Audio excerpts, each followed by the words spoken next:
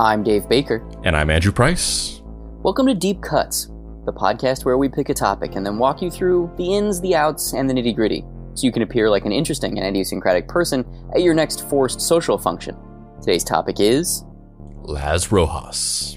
Who is Laz Rojas? Well, Laz Rojas is an actor, an artist, and a cartoonist, and inarguably a self-taught auteur.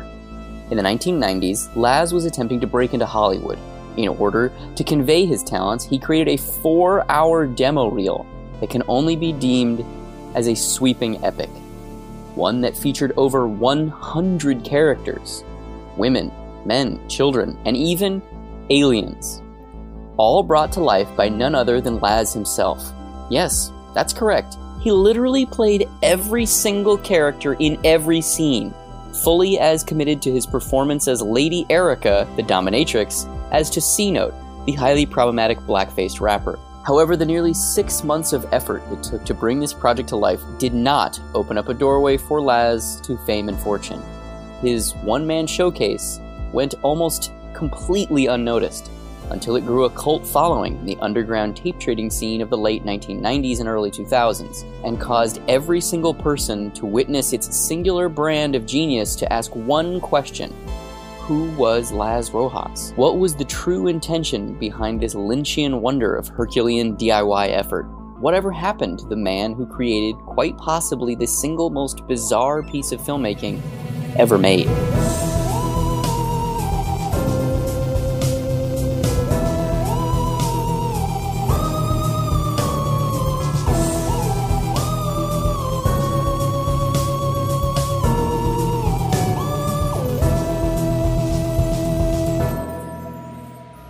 And what about you? What do you do?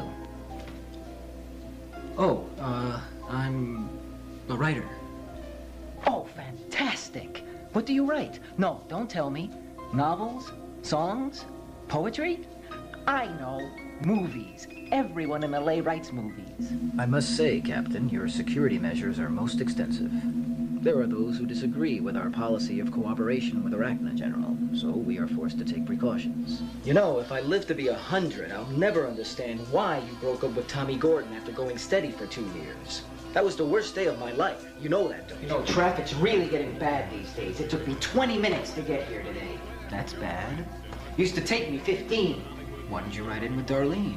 She's over in your direction. Are you kidding? Right in with that I'm one of those who's gonna be a late bloomer. Maybe the latest bloomer of all.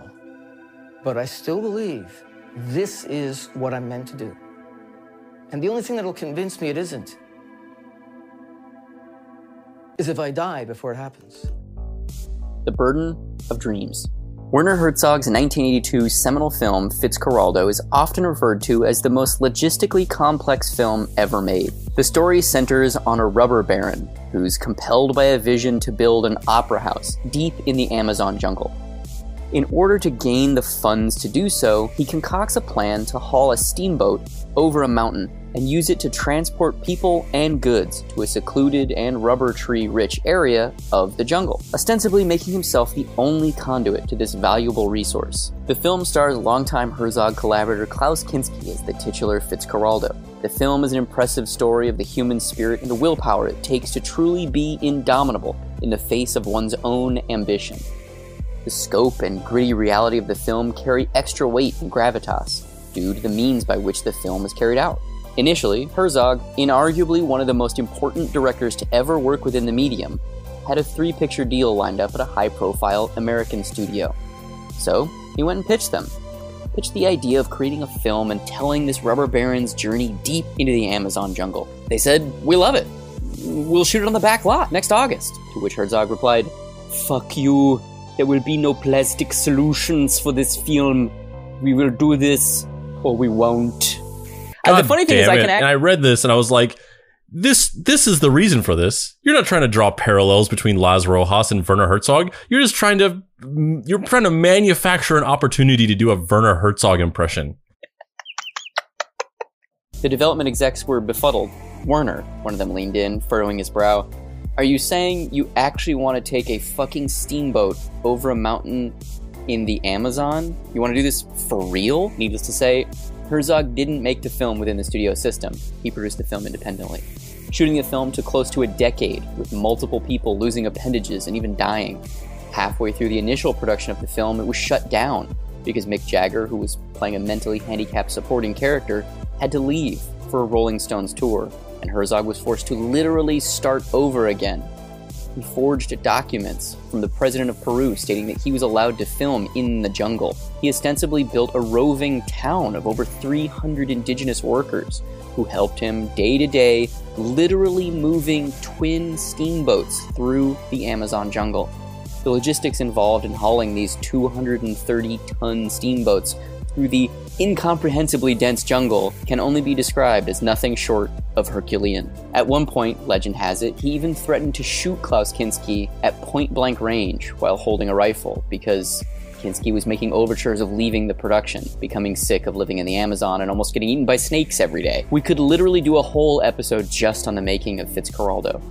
In fact, 2 documentaries and a book by Herzog himself have been released chronicling the arduous creative journey. In many ways, the story surrounding this fictional narrative has become so respected and beloved, it's almost inextricable from the viewing experience. It begs the question, does suffering and struggling and overcoming a near incomprehensible level of difficulty perform a chaos magic ritual on the artistic quality of any given artistic work? Is there a mathematical equation that can lead even the most talentless of artists to success? If they struggle enough and shoulder enough pain, are they practically guaranteed to wander sideways into a career-defining work? If enough pressure is applied to an artist, will they transform it into an artistic diamond? Is the theorem that defines all would-be geniuses, time plus pain plus commitment, equals artistic achievement? If you commit to an ideal or a cause staunchly enough, will the universe provide you with the recognition you crave in the deep crevices of your soul? This is undoubtedly something that Laz Rojas has mulled over repeatedly. This is something that his heart has broken over yearning for nearly his entire life, but we'll get to that. Laz Rojas' childhood and upbringing are not exactly shrouded in secrecy so much as no one seems to be interested. Laz has only done a few public appearances, only a handful of interviews, and has never spoken in depth about his childhood. This timeline is taken from his Facebook page. Laz was born in New York City in 1962. In 1971, he attended St. Hilda's and St. Hugh's High School in New York. In 1980, 9 years later, it's listed that he graduated. In 1981, he attended the New York Academy of Theatrical Arts, graduating in 1983. In 1987, he moved to Burbank, California at 24 years old. He spent roughly 2 years attending industry/acting workshops, honing his skills, and attempting to make connections. In 1989, he worked on an ABC weekend special titled PJ Funny Bunny. He's credited on IMDb as an ink and paint artist. In 2002, he moved to Glendale before moving to Miami in 2004, where he bought a house. In 2011, he moved back to LA, Studio City specifically. And in 2012, he claims his identity was stolen and his bank accounts were drained of all funds. Andrew, how much of that timeline do you believe? It's hard to say. I mean, I guess to answer the kind of loaded question, a lot of these things are fairly innocuous, so whether or not they're true or not, I'm sure broad strokes are, and some of these things, it's kind of irrelevant whether they are or aren't, because they're just kind of plain details that facilitate a progression of his life. But some of these things, I have a hard time believing. Specifically, the idea that he had his identity stolen and all of his money and his life savings was drained, because that's just not how banks work. Like, a bank would never just allow you to have your entire life savings stolen from you through identity theft. They would have caught it early enough to where not all of your money is taken away, or at the very least, there's a lot of protections in place to have your money given back to you if there's a data breach and somebody steals. Ultimately, it's the bank that's being stolen from. According to Laz, he spent the next 4 months attempting to juggle making ends meet with a variety of credit cards and odd jobs, and then he eventually ran aground. And he and his mother were put out on the street. For the next 4 years, they were homeless. They lived a simple yet harrowing routine consisting of living for the first 2 weeks of every month out of a motel paid for by government assistance checks. And then, when the money would run out, they'd live a transitory life of mall food courts, parking lots, and attempting to sleep in their car. This life was slowly grinding down the edges of the man known as Laz Rojas. His passion and drive to create was supplanted by the base needs of his ailing 78-year-old mother. His artistic drive was logistically impossible to feed because his energy was occupied elsewhere. This theme is going to come up again and again, and this is true holistically about Laz Rojas, and we're just going to keep saying it, but this is the worst case scenario logical extreme of every fear that any creative person has ever had about where their life is going to go. Famously, Larry David always had this joke that I think he told in his stand-up, and then he would just say it in interviews and things like that, where he talked about how, like, you know, in the 80s, before he got Seinfeld, whenever he was just making it as a stand-up in New York City, I think even before he got the job as the writer on that Fridays show that was supposed to be like a competitor to SNL. He talks about how he would be walking around New York City and looking around in that very like Larry David sort of observational, self-deprecating way.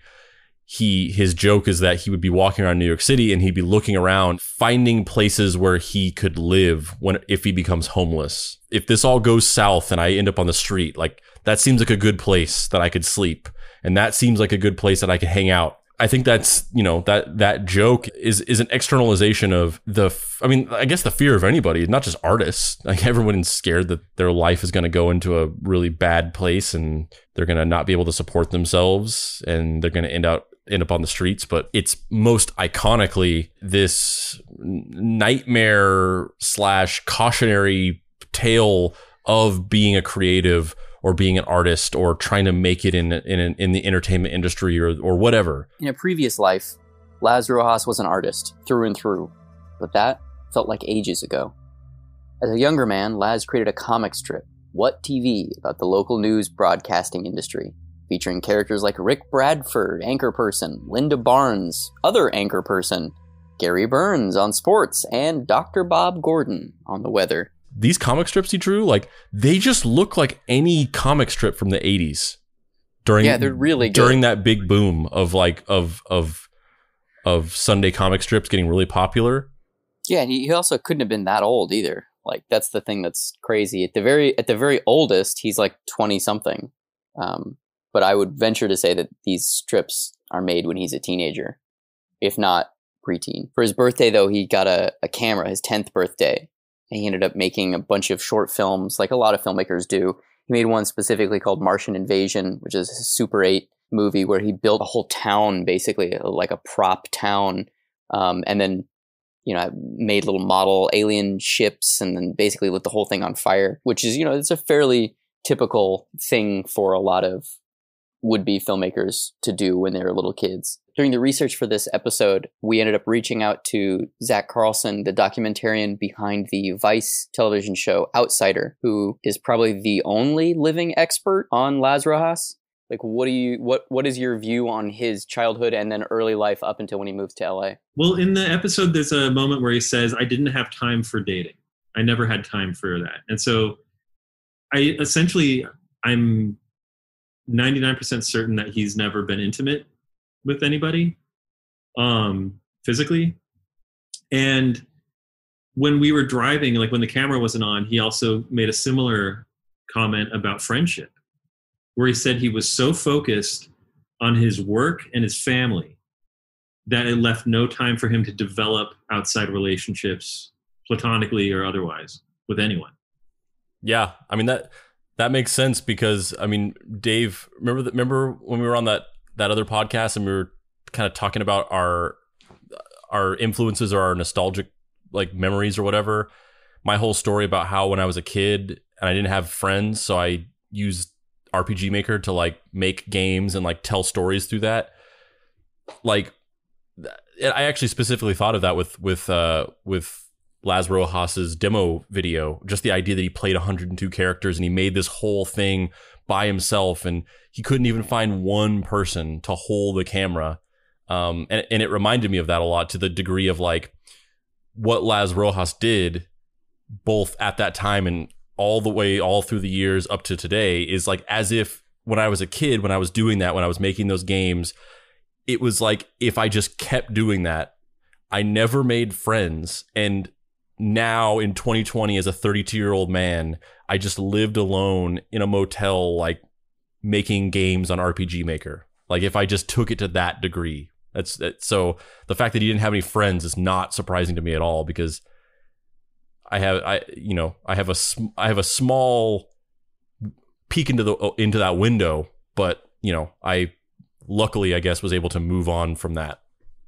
Yeah. Well, and then the way he conveys it, it's like it is what you're describing, but to him, he would present that with a certain level of pride, where he's just like, no, I didn't have time to be distracted by dating or by friendship because it was so important that I focus on my work.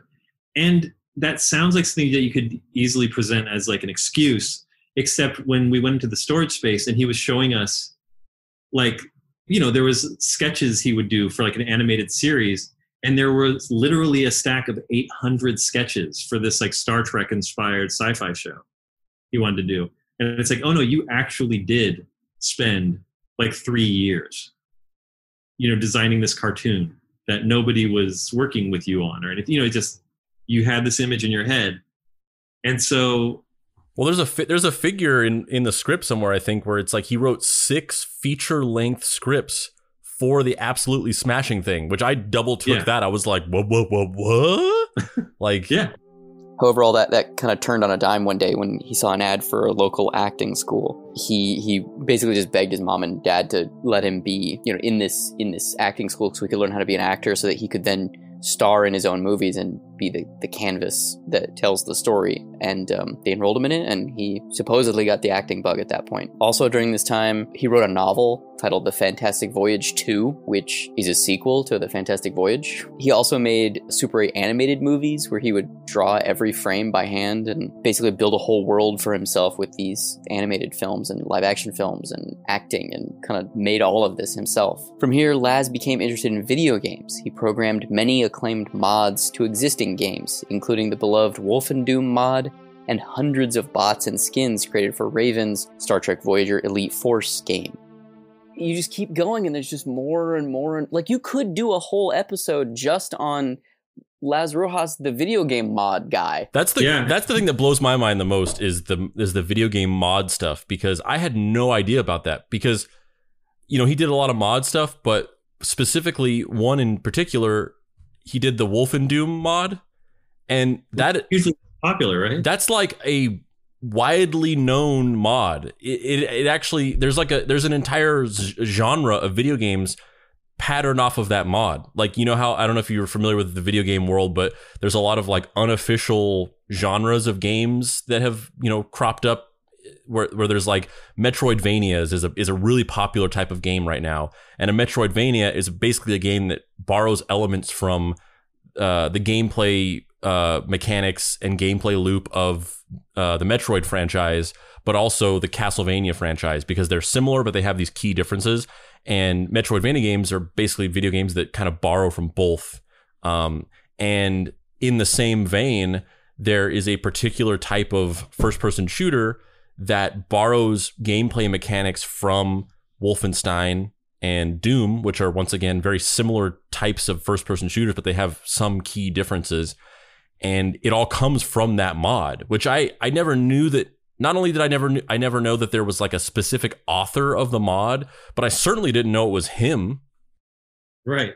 Well, it was funny. We learned about that before we went out there, but he was evasive about it. And I got the impression that he wants to talk about his filmmaking, because in his mind, this is a stepping stone towards Absolutely Smashing. Yeah. And it's crazy because arguably, I mean, you could argue that, especially once the episode of Outsider came out, that he kind of got a little bit more recognized and known for his filmmaking stuff and the demo and all that stuff.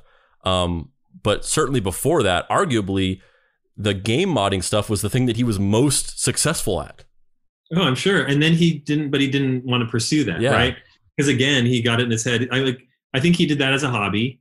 And then he got it in his head that he was like, okay, enough of this shit. Time for me to make my dream, you know? And then it's like, I'm sure he could have found some kind of career in games, but like the only work he'd ever had was like a delivery driver for a cookie company and stuff like that. Like he'd never really looked for even like day job stuff to support his artistic endeavors.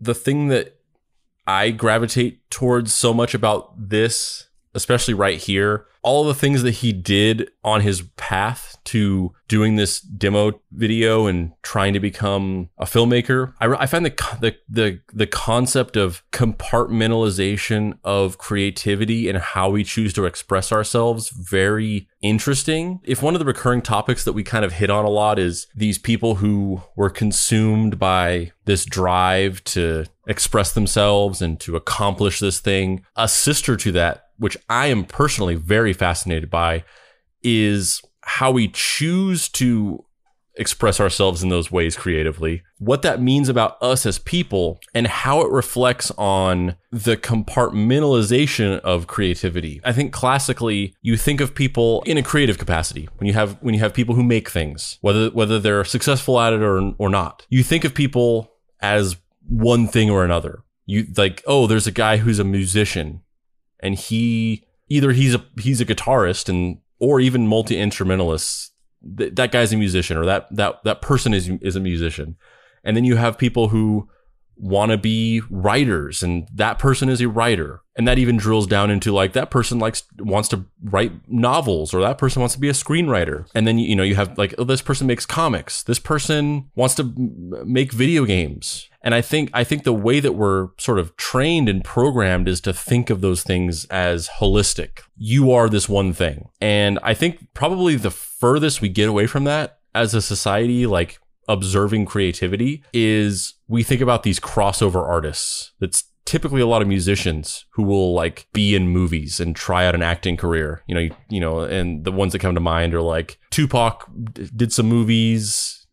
Obviously, famously, Ice Cube transitioned over into like doing these family films, and you have like Justin Timberlake, who kind of transitioned over into being a movie star for a while before going back to music, and all these different things. I've never thought of myself as any one particular thing. I've poured a lot of my creativity into making music, into writing, whether it's screenplays for movies that never got made or whatever, or seriously pursuing screenwriting as a real career and selling scripts that actually, would get made, or, making sketch comedy, making internet videos, doing podcasts, whatever, writing comics, rather than thinking of it like, oh, like I'm a multi-talented person. I have all these different things that I do or whatever. I've never really thought about it like that. I've always thought about it like, I don't personally feel like I'm any one of those things. Maybe this might be a huge difference between the two of us, is like, I feel like you are very specifically one thing. I'm not at all. I don't think of myself as anything. I think of myself as somebody who makes things, and I want to tell stories in whatever way that means, even if they're not coherent stories with a beginning, middle, and end. If you're talking about music or things that are more abstract, the way that I choose to express those things, it varies from time to time. There's a time and a place for every type of thing. This is the part that fascinates me the most, was that Laz Rojas, the pinball machine that he went through, getting to this place of hitting on the thing that he wanted to do. He did all these different things. He had his round peg, and he was trying to fit it into all these different holes. And he was like, oh, maybe it's comic strips. Is it that? I don't know. Maybe it's, making stop motion animated movies. Is it that? Is it programming video games or doing game mods? Is it that? And he just went around trying to fit his round peg into all these different holes and kind of excelling at all of them. It wasn't just like, oh, I'm just kind of half-heartedly trying all these things. Like, he was very good at all these different things until he finally, to him personally, that round peg slid perfectly into place somewhere. And then he locked onto that, and he was like, this is it. To a fault, he's pursued that for, the rest of his life, and we're going to get into that. But I find that so fascinating, and I really love how that speaks to the greater idea of creativity, that people aren't necessarily always just one thing. They're just trying to express themselves in certain ways. And, you know, sometimes that expression can take many forms. Laz Rojas kind of lives somewhere in the middle for me, where he did bounce around and try all these different things, and he didn't necessarily have one specific thing that he did until he hit on something that resonated with him so deeply that he fucking slingshotted to the other end of that spectrum of like, I only do this one specific thing, and anything outside of this, fuck that. Yeah, it's like doing frequency checks on things. He had a bunch of glasses in front of him, and he was hitting them, you know, and judging the sound that they all made. You know, the bing bong, bing bing. Yeah. And then whatever it was about making movies, but not even just making movies, the very specific patina of making a movie where I am in it and I play a bunch of different characters. Mm-hmm. That's his specific obsession. The Klumps effect. I believe it's called the Norbit paradigm. Oh, you're from the East Coast school of thought. Oh, yes. I forgot of the divergent. We've had many debates about the Klumps v. Norbit thesis paper written by Charles Wexler Weller that came out in the mid 2000s, titled "A Body Repetitive: An Analysis of Norbit versus the Klumps." A debate which still rages on and might never find a resolution. I mean, that's really the only thing you and I and honestly disagree continues to drive a wedge between our friendship. That it really does. It widens every day. Yeah. I mean, I just feel like the blatant disrespect shown against Norbit in these scholarly circles is just, it's quite frankly disappointing. I can't fight every war on every front. I mean, the primary argument is that the Klumpian school of thought, it's much more wide ranging. It allows for much more diversity in, the meta narrative of the discussion. Whereas the Norbit paradigm, it's just a little too narrow for my tastes. See, the issue there is that you're conflating the specificity of the Norbidian approach to narrative.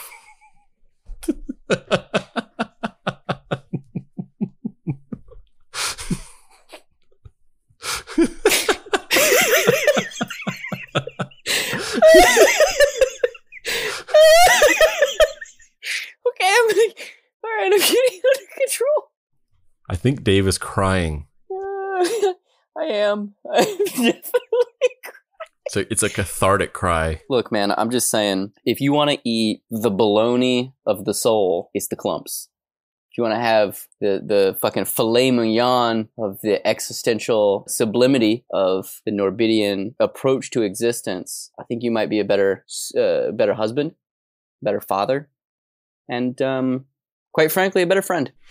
The only thing I have to say to that is, in the universal signal of peace and prosperity, putting two hands together, pulling them apart, and repeating the mantra, Hercules.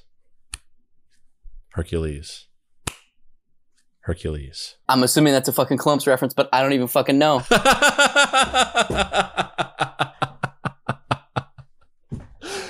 He rose to prominence within the world of video game modding, and then one day just disappeared. Why?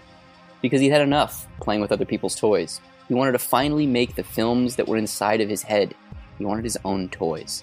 He self-produced a 50-minute VHS film titled Justice. He made 11 copies, sent it to distributors, and then didn't get any response. It was never released online, and it's never been screened in any significant length. The only time it's been shown publicly was in a promotional clip for Vice's episode of Outsider featuring Laz Rojas. And the footage is, it's basically all the footage in that sequence is just like a guy in a puffer jacket chasing a dude in a windbreaker.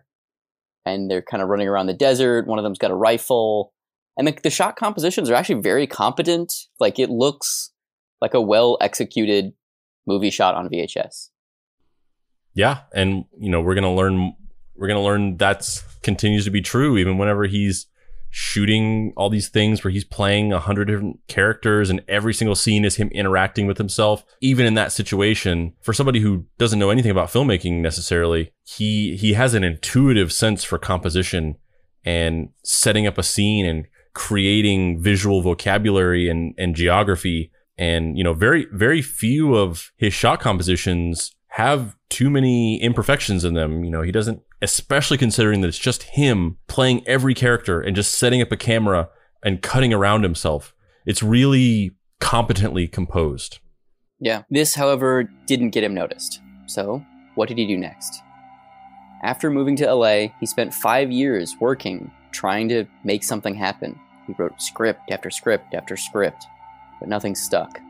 He wrote comedies, science fiction, and dramas. He was a wellspring of ideas, but after 5 years, nothing had happened for him. He hadn't landed a 3-picture deal. He hadn't made another DIY movie. He felt frustrated, alone, and melancholy, but he wasn't going to throw in the towel. He decided to buckle down. He needed to prove to people that his acting and filmmaking ability was on another level. He needed a showcase, something that would serve as a proof of concept for his vision and ability. He came up with the idea of self-taping a demo. Not just any demo, though. He would take on a smattering of scenes from the scripts that he had previously written, and then, well, he would just create them, whatever it took. He'd write, perform, produce, and act in over 50 scenes, over 100 characters, and 4 hours worth of runtime. The scenes range from dramatic to humorous. He plays a 50s teenager to a mom. Where does he get the money to bring you so many presents anyway? He works. Where? At that gas station? He probably doesn't even make enough to eat. I bet that's why he comes over all the time. He's not there anymore. He's working on cars over at Al's Body Shop on First Street. A Star Trek-influenced scene from a larger feature titled Temporary Heroes features Laz playing a Doctor Strange-esque general and an alien. I assure you, General, everything is under control. Is it, Captain? In 4 months, you have been unable to track down and apprehend the people responsible for your predecessor's early demise and the escape of 2 very valuable political prisoners. A mesmerizing clip from a project called New Life features Laz playing not 1, not 2, but 5 co-workers in an office. So, when's the wedding, Kenny? This Sunday, and you're all invited. Kenny's getting married? Sure. Didn't he tell you? It's news to me. No, it isn't. I told you a couple of weeks ago. I don't remember it. Some of the other bizarre clips include him playing a German dominatrix named Miss Erica. However, none of that came anywhere near a scene titled New Life 3, where Laz plays 2 women attempting to seduce each other. I like pretty girls.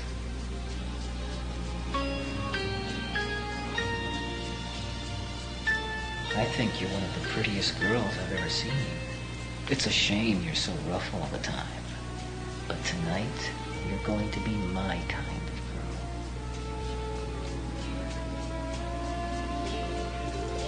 girl. You look different. So do you, baby. So do you.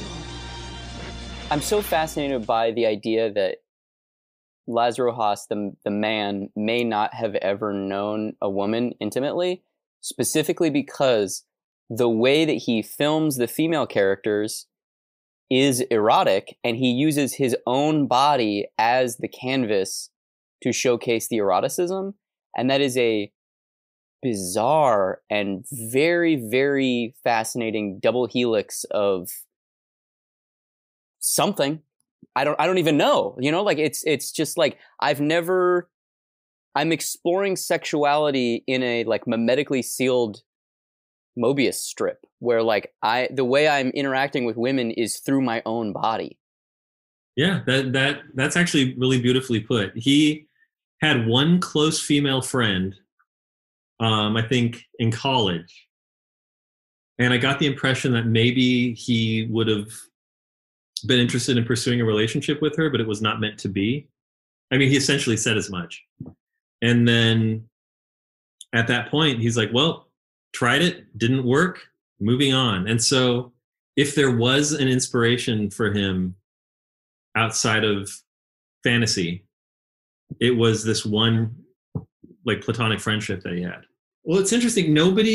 I've never had a conversation of any length at all about Laz Rojas that did not come around to a discussion of sexuality, because he's so traditionally Catholic.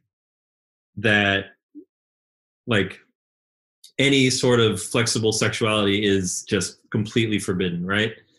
And so he mentions it in the interview, but he says like, you know, people online, they say I'm gay. I'm not gay, you know, and I think to him, there aren't like levels of transvestitism or, you know, curiosity around sexuality or the presentation of gender. That was, you know, that was a specific thought that I had. You know, watching those things doesn't, you know, for me, I don't sit there and go like, oh, he dressed like a woman, he must be gay. Right. But I definitely think, and I'm not saying this in a negative way whatsoever, but you know, his, as Dave said, his exploration of female sexuality through his own body, dressing up as women, that specifically that scene where it's two women seducing each other, and just his general, you know, depiction of women in anything that he's done. It's very clear to me, at least, that it's not just, oh, I needed female characters in my thing, so I dressed up like a woman. Like he finds some kind of outlet in that, I think, for sure. Oh, I get that impression. Well, he made what, like 5 or 6 of these music videos where it's just slow motion lingerie. Yeah. You know, like that. Like that's a lot. That's quite a few, you know? So I think there's no question that he's discovering something, that he's uncovering. Mm-hmm. After finishing his principal photography, Laz spent months editing the footage together, laboriously adding soundtracks and overdubs, and precise editing, all with just the tools that he had on hand, which consisted of 2 VHS recorders. After completing editing, he produced a number of VHS tapes and mailed them to producers, production companies, and casting agents. He was waiting. He was sure his big break was right around the corner. All of this work was going to pay off, or was it? I feel like just based on the strength alone of, and maybe people just couldn't recognize it. Maybe it's so kind of subtle that it just doesn't present itself forward when you're watching it, and all you can focus on is the bizarre nature of the fact that he's playing all these different characters and he's dressed as women and all these things. But just off of the technical marvel that it was to pull this off, it was a tragedy that he wasn't given an opportunity just based on that detail alone. Because like I said before, he's playing all these different characters and he's crafting scenes with visual geography and composition that makes visual sense and intuitively gives you a sense of the characters' locations in the room. And, you know, it's shot, it's shot coherently, where it doesn't kind of bump you and make you confused about what's going on. Not only that, but he's also performing as these characters. And not only that, but he is figuring out all these really interesting ways of conveying these scenes, only being the only actor. Like for instance, in the scene where it's the 2 women seducing each other, where he's dressed as these 2 different women with these very elaborate costumes that involve hair, outfit, and makeup that are very good. And, you know, there's a scene where they start to get intimate with each other and one of the characters caresses the other's face, and it's him wearing one of the costumes, the wig and the makeup and the outfit, but then he's got one of his hands dressed up with the other character's fingernail painting and sort of the sleeve of her shirt or whatever, like, you know, and he's touching his own face off camera to look like another person's face. Or when they kiss and it's just him kissing a mirror. All really impressive. Not only are they really impressive problem solving for shooting these scenes with one person, but they're just impressive in general. A lot of it kind of actually reminds me of Evil Within and the stuff that Andrew Getty was doing to accomplish all those really intricate visual in-camera effects. And then on top of all of that was the shooting and editing project, and the fact that he did this whole thing where he was playing multiple characters, sometimes upwards of 5 characters in one scene, by shooting himself in all these different shots and cutting them all together. And he was doing all of that by editing between 2 VCRs, which is kind of like that's the thing that every kid in the 90s and early 2000s did when they first started wanting to make movies. You know, that's what I did. That's what all my friends who make movies did. That was the first thing we did, was editing between two VCRs. You would just get one VCR out of the living room and take it to the other VCR that was in your bedroom or whatever it was. You figured out like, oh, I can actually like make a movie by recording from, you know, between the two. He did all of this. Not that these look like movies. This doesn't look like something that you would go into a movie theater and see, but they're well shot and well composed and well edited. And he did all of it by bouncing between two VCRs.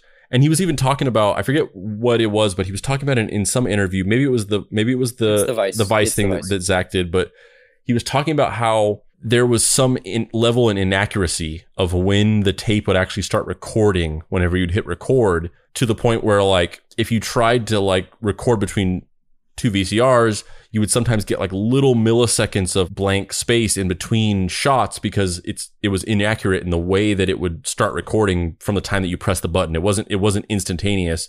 So he developed this intuitive sense for exactly like when he needed to press the button and how to calculate that inaccuracy and sort of time it in his head of like how delayed he needed to press the record button.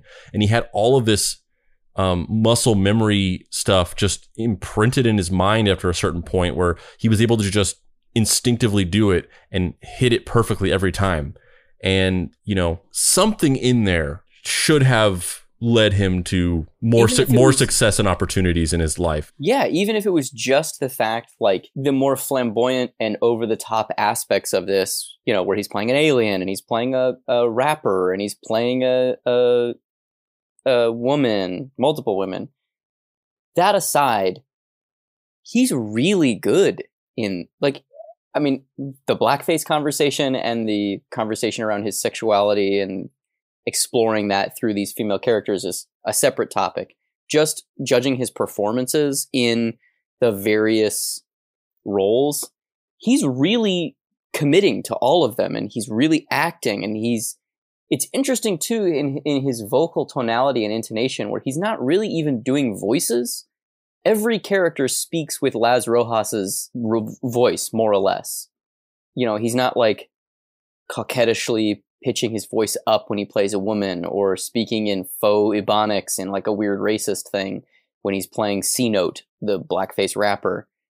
He's like genuinely trying to portray these humans. And in some of the cases, it becomes kind of hypnotic where you kind of forget that he's playing all, I mean, you don't really forget, but you know, like in, especially the ones where he's playing 4, 5, 3 characters, you're not really looking at him doing these things at a certain point. You're just kind of, you're in the moment with him because he's such a charismatic person. Even his sad, because a lot of these are, you know, characters arguing or in moments of conflict with each other. And so a lot of the narratives in these demo reel scenes are people sitting around a table talking sternly to one another.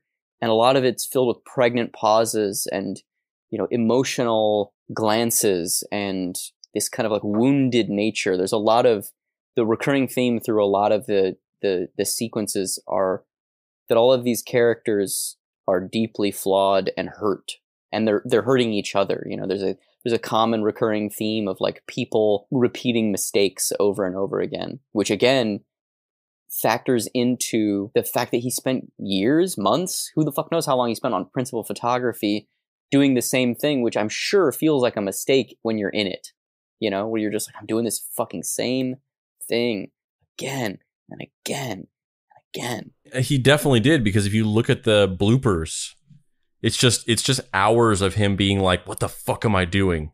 Like literally saying that. Yeah. Mm-hmm. What do you think about his handling of race? Well, it's certainly not 2020 ready. But talking to him about it, like when he plays, you know, like the black character, you know, et cetera, like he plays 2 black characters in the demo. But to him, that was not just an attempt to prove his dynamic abilities as a performer, but he approached that as inclusivity. And I believe that that's what he thought he was doing. You know, so I think it was both of those. He's like, look, I can play anybody. I can play a black guy or a black woman, you know, but he also felt that it was his duty to represent these different types of characters.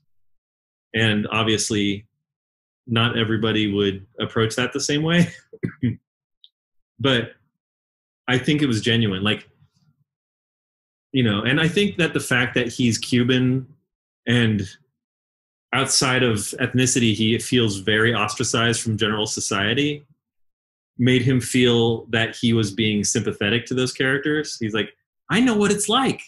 I'm different too. You know, like, I think that that's what was in his mind. But my cat, sorry if my cat is talking during the episode. The cat is just like, blackface, blackface. Very offended. She ran in the room to yell at me during that.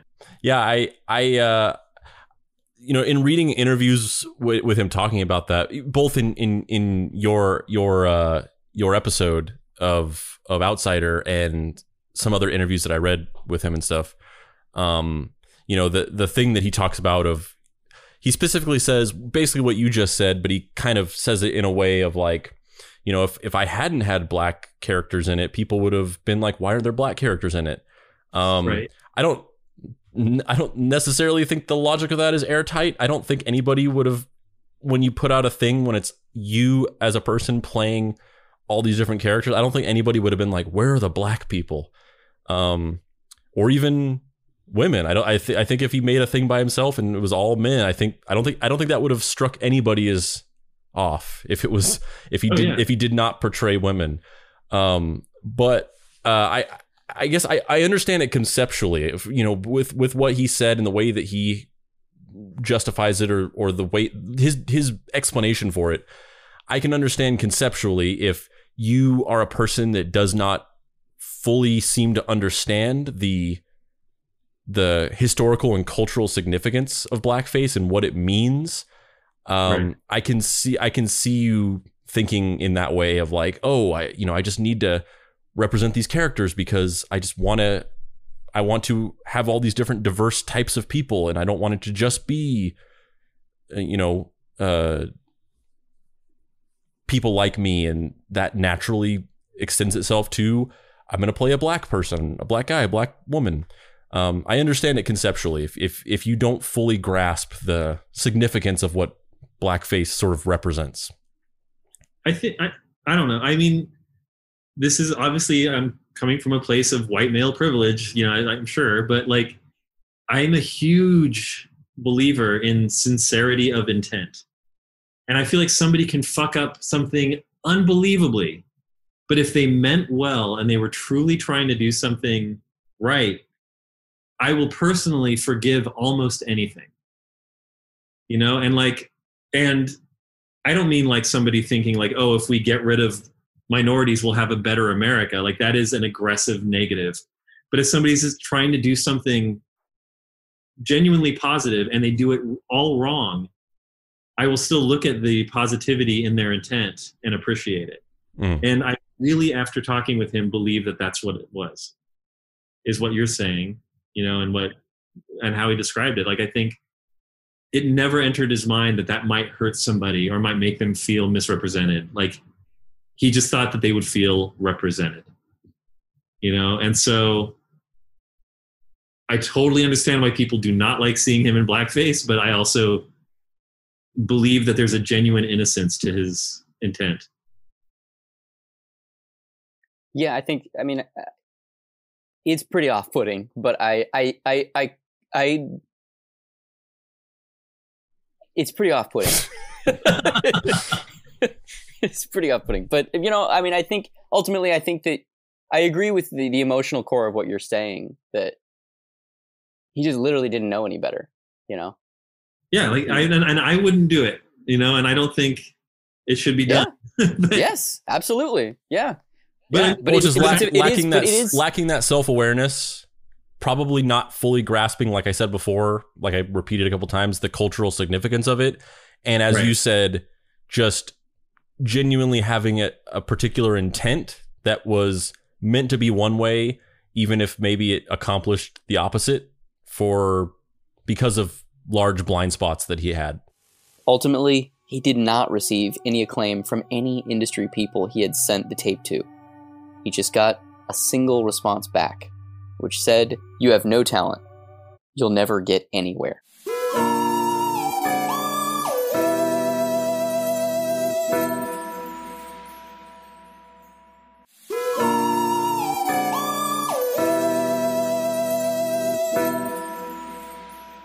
Act 2. At the mercy of it all. In 2016, Vice approached Rojas about appearing on a new TV show they were preparing called Outsider, all about outsider auteur filmmakers who refuse to relent to the traditional way of telling stories. One of the things that Andrew and I talk about is how there's a lot of like weird kind of classicism around outsider artists, and kind of this weird like, look at these freaks, they're so insane. And like, look, yes, of course, some of that is it's just there and inherent and okay. But the thing that I loved so much about your show and the way you guys handled it is that you made a point to not be punching down. You made a point to depict them as humans who have feelings and are complex. And, you know, it would have been really easy to make Laz Rojas, and, you know, as you said, there's some stuff that we don't know publicly, so maybe you'll enlighten us into how actually unstable he really is. But it could have been very easy to depict him as not being all there. And I just relate to him so much of his dogged quest in the face of 50 years of rejection. I was deeply moved by it. I made a list of the people who give me momentum, like not just inspire me, but people who actually make me pretend that life is worth living. Yeah. And I realized that like everyone on that list, with like maybe 3 exceptions, like died broke in obscurity, like all of them, you know. But that wasn't discouraging for me, you know. That wasn't a disappointment. I was just like, oh, you know, Rod Serling did well for himself. And there's a few names in there, people who succeeded, or like Ernie Kovacs. But like, I was actually proud that it's like, well, I'm glad someone appreciates these people. If, you know, like they didn't die without reason, you know, they didn't live without reason, really. Yeah. I mean, you talk about this a little bit in the episode, but how did you find the tape originally? How did you come to him? It's funny because I'd seen clips from it there's a friend of mine named Adam in New York who had, like, before Everything Is Terrible, before TV Carnage, there would just be people that would make their own little mixes. And it was, you know, just like there was pieces of it, but it was always the stuff of him playing women. But it wasn't like supposed to be, I didn't get the impression that it was supposed to be hilarious that there was a man in drag, or that it was poking fun, you know, at his sexuality or anything. But it was just, I think, people being amazed at these scenes of like these women arguing that were played by this guy. And so I remember this videotape where it was the famous shot of the monkey sniffing its finger and falling off the tree, and then the Laz Rojas stuff, and then the Japanese commercials with American celebrities in them. And I was so fixated. This is in like 2002. I was so fixated on the Laz Rojas stuff, but there was no context for it, where we didn't know his name or anything. Yeah, it's just like, what the fuck is this? What's it from? It's on a camcorder. Yeah. You know, like, I'll never figure out what this is. And then it was in like 2000, 10, that Tom, who was a video artist guy that worked with the Cine family, just brought up the Laz Rojas thing. I'm like, I don't know who that is. And then I saw a piece of it in the office when he was editing, and I was like, I do know what that is. And I was so excited because it had been, 10 years since I'd seen it, and I didn't know what it was. And somebody's like, yeah, I think he lives in LA. And I just was like, oh my God. I got so excited. They were expecting to interview Rojas about his films, learn the bizarre backstories as to why he concocted this now infamous one-man showcase, aka one-man movie studio. However, what they got was so much more. There are times when I wake up and I think, I'm like in an alternate universe. It's like I had lived my life for 50 years, and then all of a sudden, everything changed. I thought the time had finally come where I was going to get some kind of career traction. And suddenly a big brick wall suddenly appears in front of you, all of a sudden, out of the blue, bang! Everything just came to a complete stop. Laz told us that his identity was compromised 3 years back and the family's savings wiped out. He and his mother were unable to recover the funds, and they were evicted from their apartment soon after. All the money in my bank account disappeared. I had like 20 grand just vanished. Now, I had had excellent credit for 25 years. All of a sudden, I had no cash at the moment.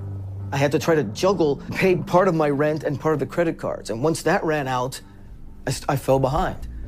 And after it took only 4 months, we got evicted. Laz and his mother were trapped in a vicious cycle of homelessness for close to 3 years. They drifted from location to location, attempting to stave off the crippling anxiety and fear. There's a water fountain over there, so I always go and get some water. And then we have breakfast right here. You eat in the car? Yeah, in the car. What do you typically have for breakfast? Like, what type of stuff? Here in the car, just bread, some granola bars.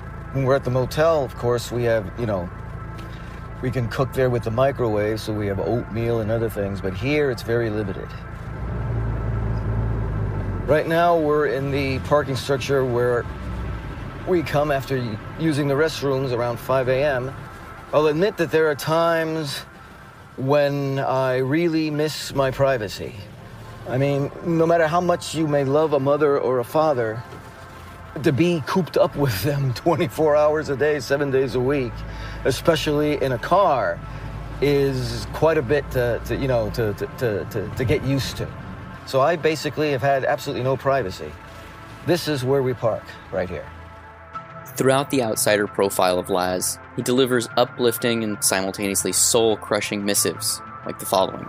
If tomorrow I were to get killed in a car crash, never got a chance to even make one movie, all of that stuff stayed in here and scribbled on sheets of paper and all these boxes. All of this cannot have led up to this premature termination, and then there's nothing after that. I really feel that that's my destiny. And maybe I have to prove myself by sticking with it and never giving up. But just staying with it, eventually it is going to come true. And all the things that I have not done with my life, all that I've missed out on, if I had to do it over again,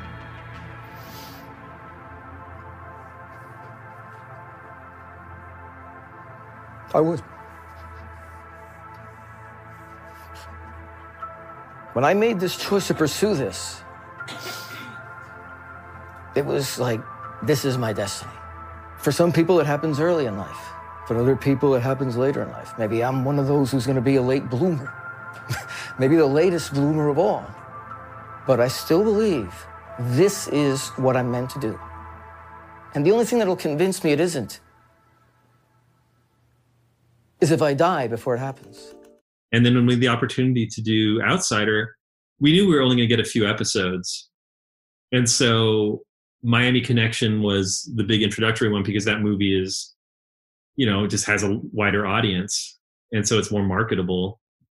And then David the Rock Nelson was an easy sell because, he's a filmmaker that has a very unique mind and behavior pattern. So it's an easy pitch. But the Laz Rojas one, we really had to push for because people are just like, who is this? What is this? Why is this interesting? And honestly, if it wasn't for the fact that he was homeless, I don't know if they would have allowed us to make the episode. But Vice being Vice, yeah, they're just like, oh, homeless. Sure. Here's $50,000. Yeah, preying on people's tragedy, as Vice loves to do. I think that made it possible for us to actually document him. the quote that stayed with me for weeks after watching his profile is, "The only thing that will convince me otherwise is if I die before it happens." That's a soul-rending commitment to an artistic cause. In the face of a life filled with rejection, Laz Rojas refuses to relent. His willpower is too strong, his determination too great. That's the bittersweet call to arms that makes me overjoyed to be alive. These days, he's dedicated himself to producing a spy film series, absolutely smashing. Think the 60s Avengers with Laz playing both the roles of Pete and Steele. He's written 6 feature films in the franchise. His Facebook and YouTube profiles have dozens of promo shoots, Fumetti comics, and Photoshop collages of himself as these 2 characters. A lot of them that he's posted on Facebook say that they were originally shot in 2012, but he's making stuff apparently in the last couple years where he's like turning them into comics and making those weird iMovie, look at this photo of the Nigel and Emma or whatever the main characters are over and over and over again. And I don't quite understand, like, what was the point? What were those intended for? Do you know? I mean, I think it's just because he's living between that hotel in Glendale for 10 days a month and then living in the car 20 days. And so there really isn't any opportunity for him to create, the set that he would need to do anything more.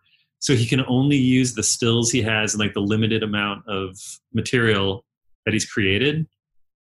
And then he's just got to try to translate that into every possible media because he can't do anything else additionally with it. Like, I mean, he doesn't even have costumes or anything right now, like beyond I think what he had in storage was pretty minimal. I don't even know what became of the stuff from 2012.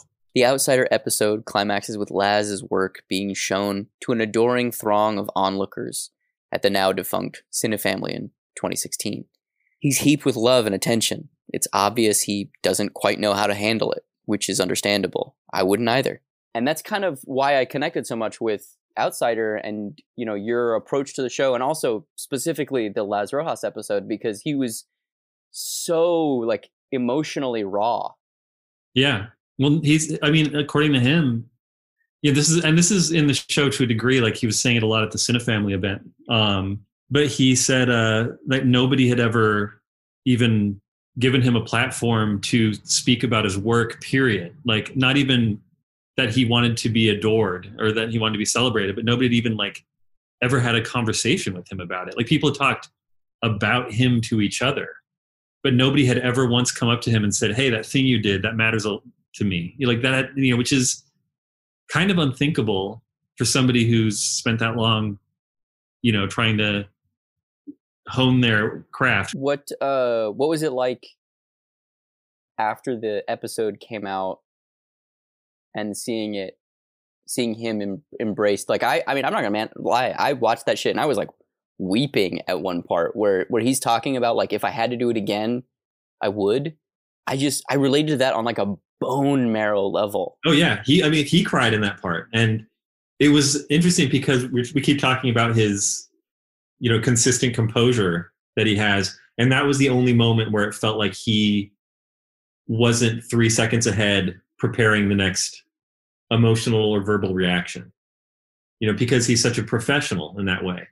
But that, even when he was talking about his suicidal impulses in front of the audience at the theater, he was completely, he was presenting. He was in character as Laz Rojas. Right. And in that moment where I said, would you do it again? And he started crying was the only part where he broke. And he didn't have control of what he was presenting. The documentary ends on a supposedly upbeat note, with Zach Carlson saying how much everyone loves and respects Laz. But the final note is possibly the most depressing shot of the whole affair. As Laz is dropped off back at the motel, it's obvious he's going to be returning to his old life of struggle and want. He gives a final wave and a thumbs up to the documentarians in the van, his face attempting to not noticeably sag from the sadness. That was just so soul-wrenchingly sad. Yeah, it was. And we wanted, we at first were going to come into the hotel room with him and have him tell his mother about how the screening went. And then it was actually the camera guy, who's Mike Lopez, who's an incredible cinematographer, like just run and gun. He did all the audio and video for all of 4 episodes.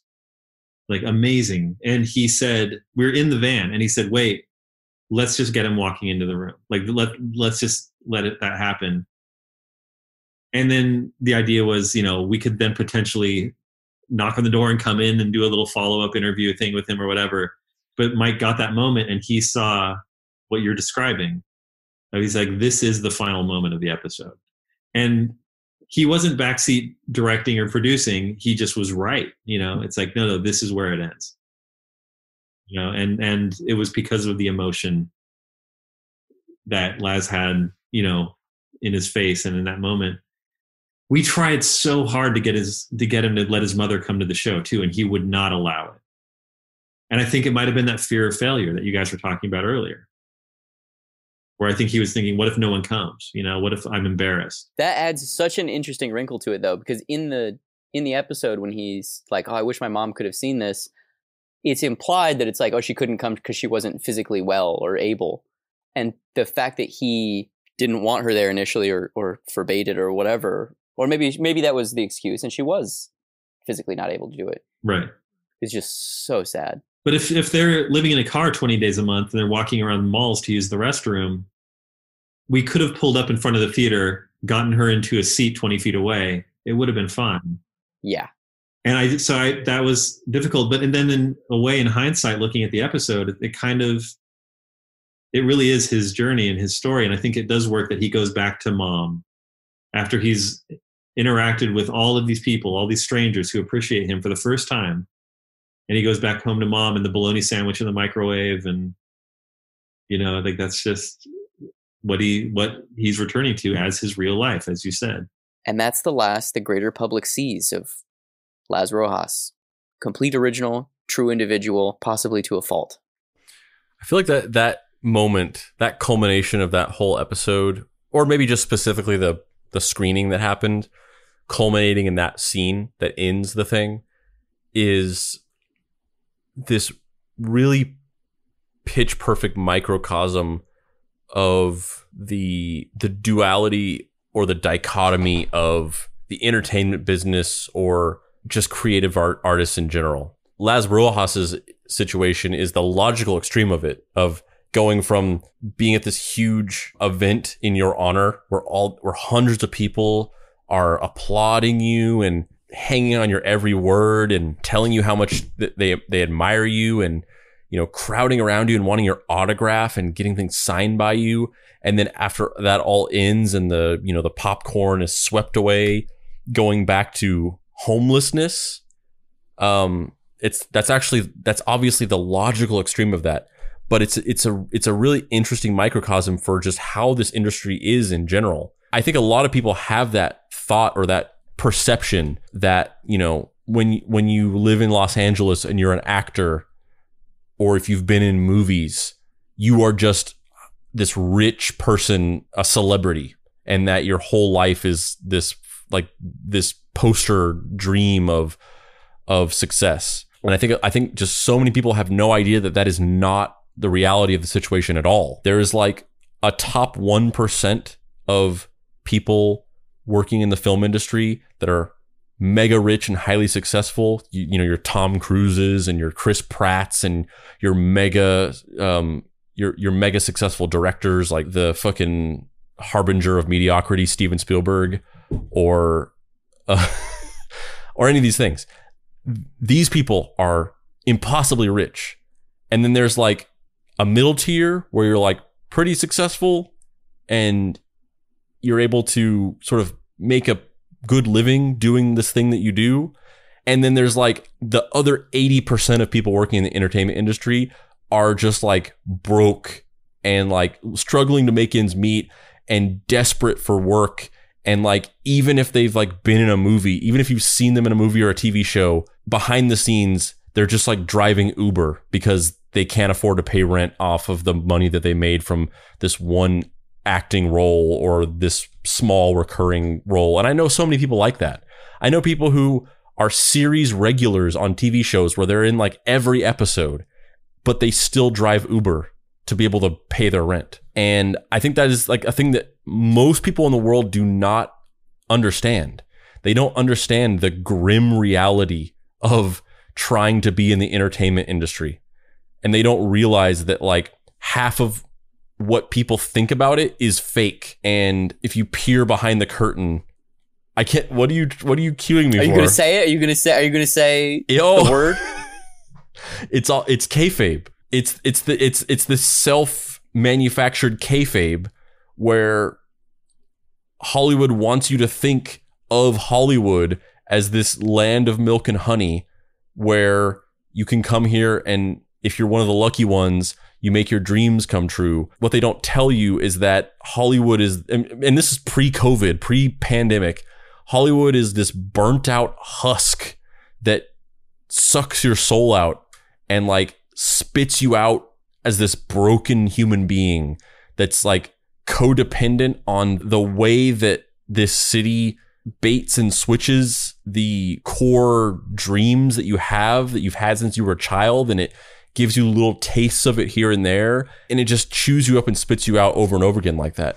And there are very few people that push through, and I'm not saying like all these other people are just failures. A lot of these people are making a go of it in their own way, either being successful or powering through, making moves, creating good art or creating good things, and people are actually seeing them and actually liking them and actually consuming them, but they're not making all this fucking money from it. They're struggling to pay their rent every month so they can stay here and keep doing it. And I think that is something that nobody has any idea about. Even somebody like me, I think to the degree that I already understood that just from being a person that is interested in the topic and has looked into it further than your average person, even somebody like me moving here, my mind was kind of blown learning the grim reality of it. I think my first introduction to sort of learning that reality was having lived here for less than a year, working at companies, getting into a management position, overseeing a team of creative writers at a media company, hiring for writer positions and conducting interviews and bringing in applicants, bringing in writers that I am familiar with, that I am a fan of, who are applying to work a $15 an hour writing job at a shitty little media company. And that happened for me very early on in moving to LA. And it was just like, it was this baptism of fire of just like, fuck, like none of this is real.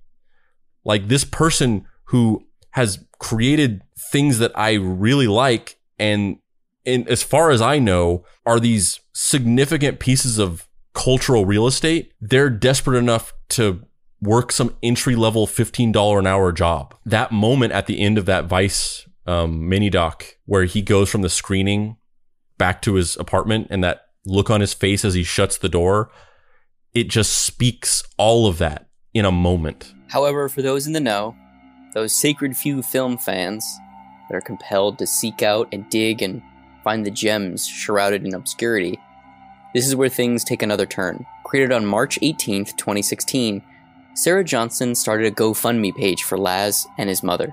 The page reads, "Tireless filmmaker Laz Rojas and his 78-year-old mother have spent the past 3 years homeless. Through it all, they've maintained hope and nobility and now have a steady income. If you were to meet them, you'd never guess their situation. But as they were nearing what we were hoping was a housing resolution, Laz's mother fell and broke her hip, making their struggle much more dire. She's currently in the hospital awaiting surgery. He's at her side during the day and back on the streets at night. Laz and his mom aren't looking for handouts or temporary fixes. In fact, this GoFundMe effort isn't their idea. What they do need is a very modest amount to get them into a rental so she doesn't have to do her recuperation while sleeping in a car. Once the deposit and initial rent is paid, they can cover the rest of their expenses indefinitely. Naturally, 3 years of homelessness hasn't been easy on their rental or credit history. So aside from donations, we'd also love to hear of any potential guest houses or apartments that wouldn't necessarily require a formal credit check. Most of all, they just need to feel human again. So anything that we can all do at any level will genuinely make a difference. Immediate funds will get Laz into a motel room near the hospital so we can at least not be on the streets while she's in surgery today, Friday the 18th. And while we find a place that will accept their history. Sincere thanks on behalf of the Rojas family." Thanks in part to the awareness that the Vice doc raised, the page has $16,292 attributed to it. Ultimately, he and his mother were able to find semi-permanent housing. Behind the scenes, things were looking up for Laz as well. What exactly was happening? Well, he didn't quite say during this time period. He would log onto Facebook and he just seemed happy, fueled by a new creative drive. He posted loads of absolutely smashing character portraits and comics over the next few months. Then, as those months turned into years, things started to take a downturn. You know, Vice doesn't pay anything, but like I put as much money as I made making that episode into the GoFundMe. Like all of it, because I thought we're all going to collectively save Laz Rojas and his mom. Like, we're going to make this change. And that's why it was so crushing when that support just kind of funneled into oblivion. Yeah. It is, we have our theories and stuff, but it's like nobody knows how or why they stayed on the street. What was also interesting is that Laz has a brother who lives in Florida who is willing to take mom in, and him. He has a brother. He has a brother in Florida? Yes. Who says, you guys can come live here. But Laz is like, well, I've got to chase my dream. I'm in Hollywood. I need to be here where the movie industry is. I would rather make my 80-something-year-old mother live in a car with me so I can chase my dream in Hollywood than go live in a house with our brother in Florida. Well, he also, like, on his Facebook and in his Facebook kind of screeds, he references multiple times that he used to own a home in Miami. Really? Yes. Which doesn't... No, he never left LA after he moved to LA. Not officially. I mean, I don't know. That's just what he wrote. What you're saying, if he does have a brother that lives in Florida, that to me is, I and my mom went to stay with my brother to visit for a while. And then we came back to LA, and I'm going to tell everybody that I used to own a home, which is actually my brother's home in Florida, right, or something along those lines. Like, he's almost kind of like put together this elaborate internal sense of kayfabe or something, where he's like, these are the data points I can use to build up this story to make it seem plausible or something like that. I don't know. I mean, it would not surprise me if he had to structure something in order to manufacture a reality that he was more comfortable with.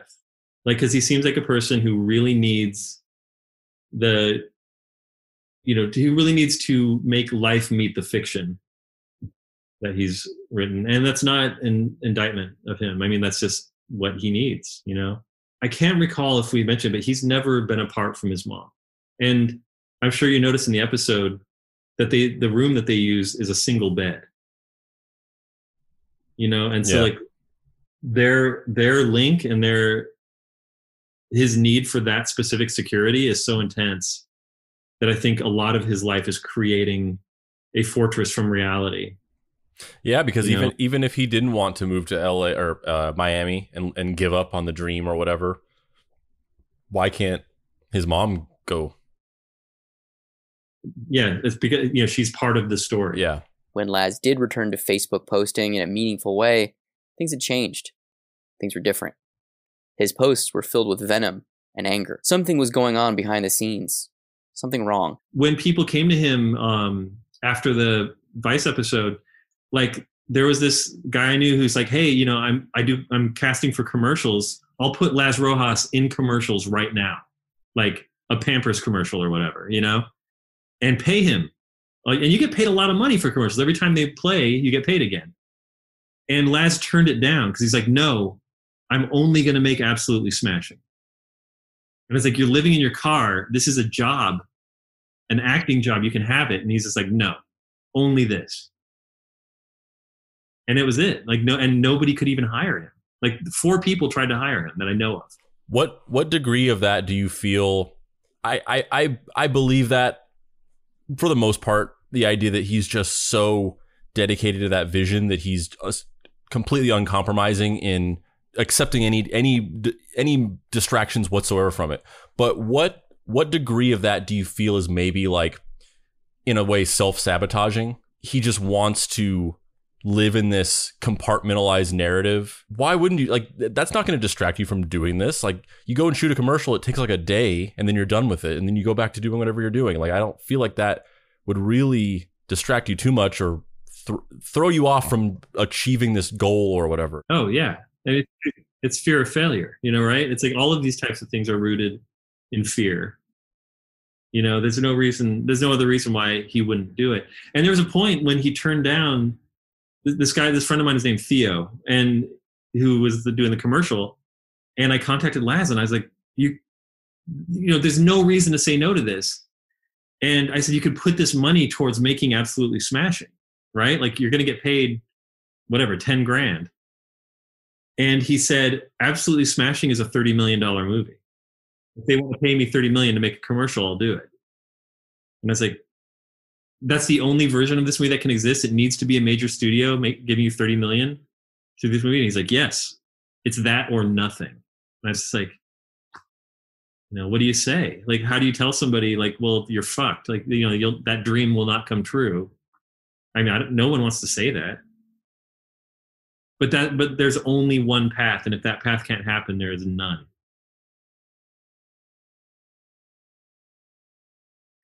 I can't even comprehend. I am so depressed. Yeah.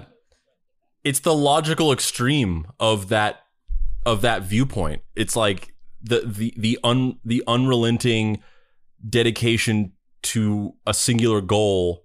It's the logical extreme of it that gets pushed to the point where it becomes highly impractical and counterintuitive to achieving the goal. Yeah, and and every movie and every adult when we're kids says, if you believe in something and you work hard at it, like, it'll happen. You can make it happen. And so I think we're not supposed to believe that literally. I mean, we're supposed to work for our dreams, but also have the flexibility to make them, happen in whatever way we can, like by any means necessary, instead of by one specific set of predetermined means that you've envisioned when you were 12 years old. I mean, and you basically lobbied for him to take the job, right? Yeah. You were just like, what? Yeah. I mean, I contacted people I knew who did production work in LA saying, hey, you should use this guy. And then he hosed me with my friends because they were just like, that guy's an asshole. He didn't call me back or whatever, and I was just like, oh. And then he contacted me 3 weeks after he turned down that commercial and asked me to have some groceries delivered to his hotel room. To like pay for groceries, which I did. I can't. It just doesn't make sense to me. Like that doesn't even feel like a standard, a cross to bear and an artistic ideal to live up to. That feels like something else. That feels like, I don't even know. It feels like, like Andrew's saying, like fear of, or like you're saying, fear of success, fear of failure. But it just feels like there's a missing puzzle piece in all of this. Like it's just like there's something not quite lining up. No, I agree. I mean, and that's the thing is, I think that's a consistent theme with him is, like there's something else that is unspoken. There's a reason why this happens or why this can't happen. And I think it's all that there is a single unattainable version of reality.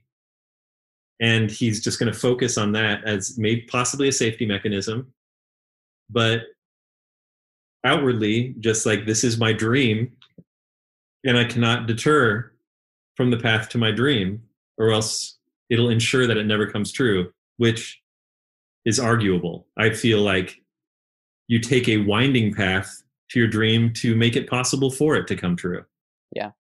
I mean, even just the incremental success or iterative success of like, you do one commercial, you don't want to be in it, but you do one commercial because it'll get you groceries. And then you do another commercial, and then that maybe leads to a bit part on a sitcom. And then that leads to, a recurring role on a drama. And then all of a sudden now you're a little bit more of a known commodity, not just this freak outsider. Because the craziest thing about him, which you're obviously aware, is that he's actually a good performer. Yeah. Like, it's really, really weird. I mean, Quentin Tarantino played a fucking Elvis impersonator on an episode of Golden Girls, and now he gets to make like $200 million Sergio Leone fan films. Like, the idea that you should not make these detours because they will throw you off from achieving a goal, or this idea that like, you can't compromise whatsoever. It's just, like I said before, it's counterintuitive. Like, he's actively preventing himself from making any chess moves forward by refusing to do something like do a commercial or whatever, when that would not fuck with his shit at all. It just wouldn't. No, I know. And he maintains that it's a bastardization of his, of his work or of his life or of his abilities or his whatever. Which leads us to quite possibly the most ominous thing that Laz has ever posted on social media.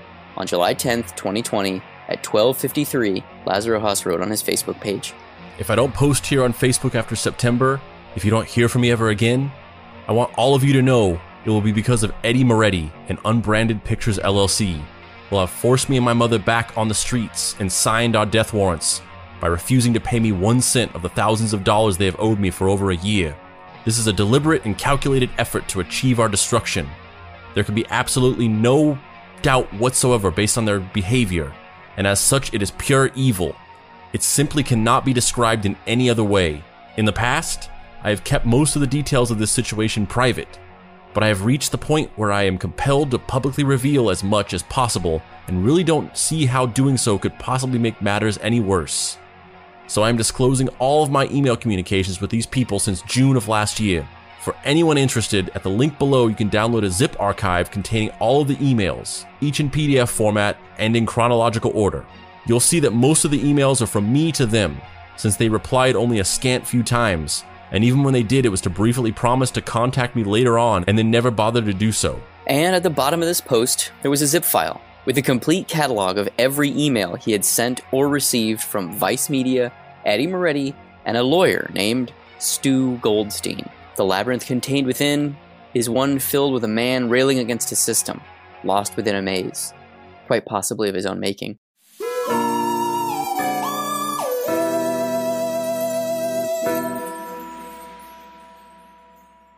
Thanks for listening to this episode. You should definitely go like the Facebook page for the Deep Cuts Pod, because we do lots of cool video content on there that you'll be sure to like. Also, please join our Facebook group. That's Deep Cuts Podcast on Facebook and the Deep Cuts Podcast Facebook group. Also follow us on Instagram at Deep Cuts Pod.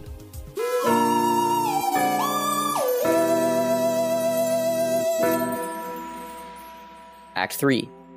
If I die before it happens. The first email that Laz includes in the dossier of film industry correspondence is from May 30th, 2019. A woman named Sarah Bloom, an employee of Unbranded Pictures, wrote, Dear Lazaro, reference is made to the Life Story Rights Agreement, the Life Option, between you and Vice Media LLC, Vice, dated June 3rd, 2016, as assigned by Vice to Unbranded Pictures LLC, Unbranded. All capitalized terms not otherwise defined herein shall have the meaning attributed to them in the Life Option. The present letter is to notify you of our intent to extend the option period pursuant to Section 2B of the Life Option for an additional 36-month period.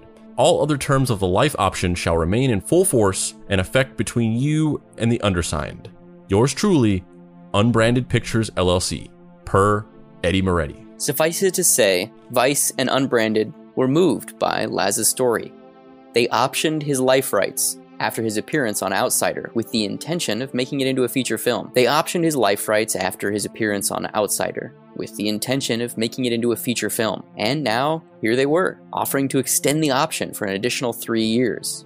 Money that Laz obviously could use to help his ailing mother. But the money never came, which leads us to the next email that Laz sent on July 3rd, 2019. Dear Samantha, according to Section 2B of the Life Option, payment of $10,000 is to be made to me within 15 business days after the date of service of the extension notice. Such service to be made on or before the expiration date of the original option.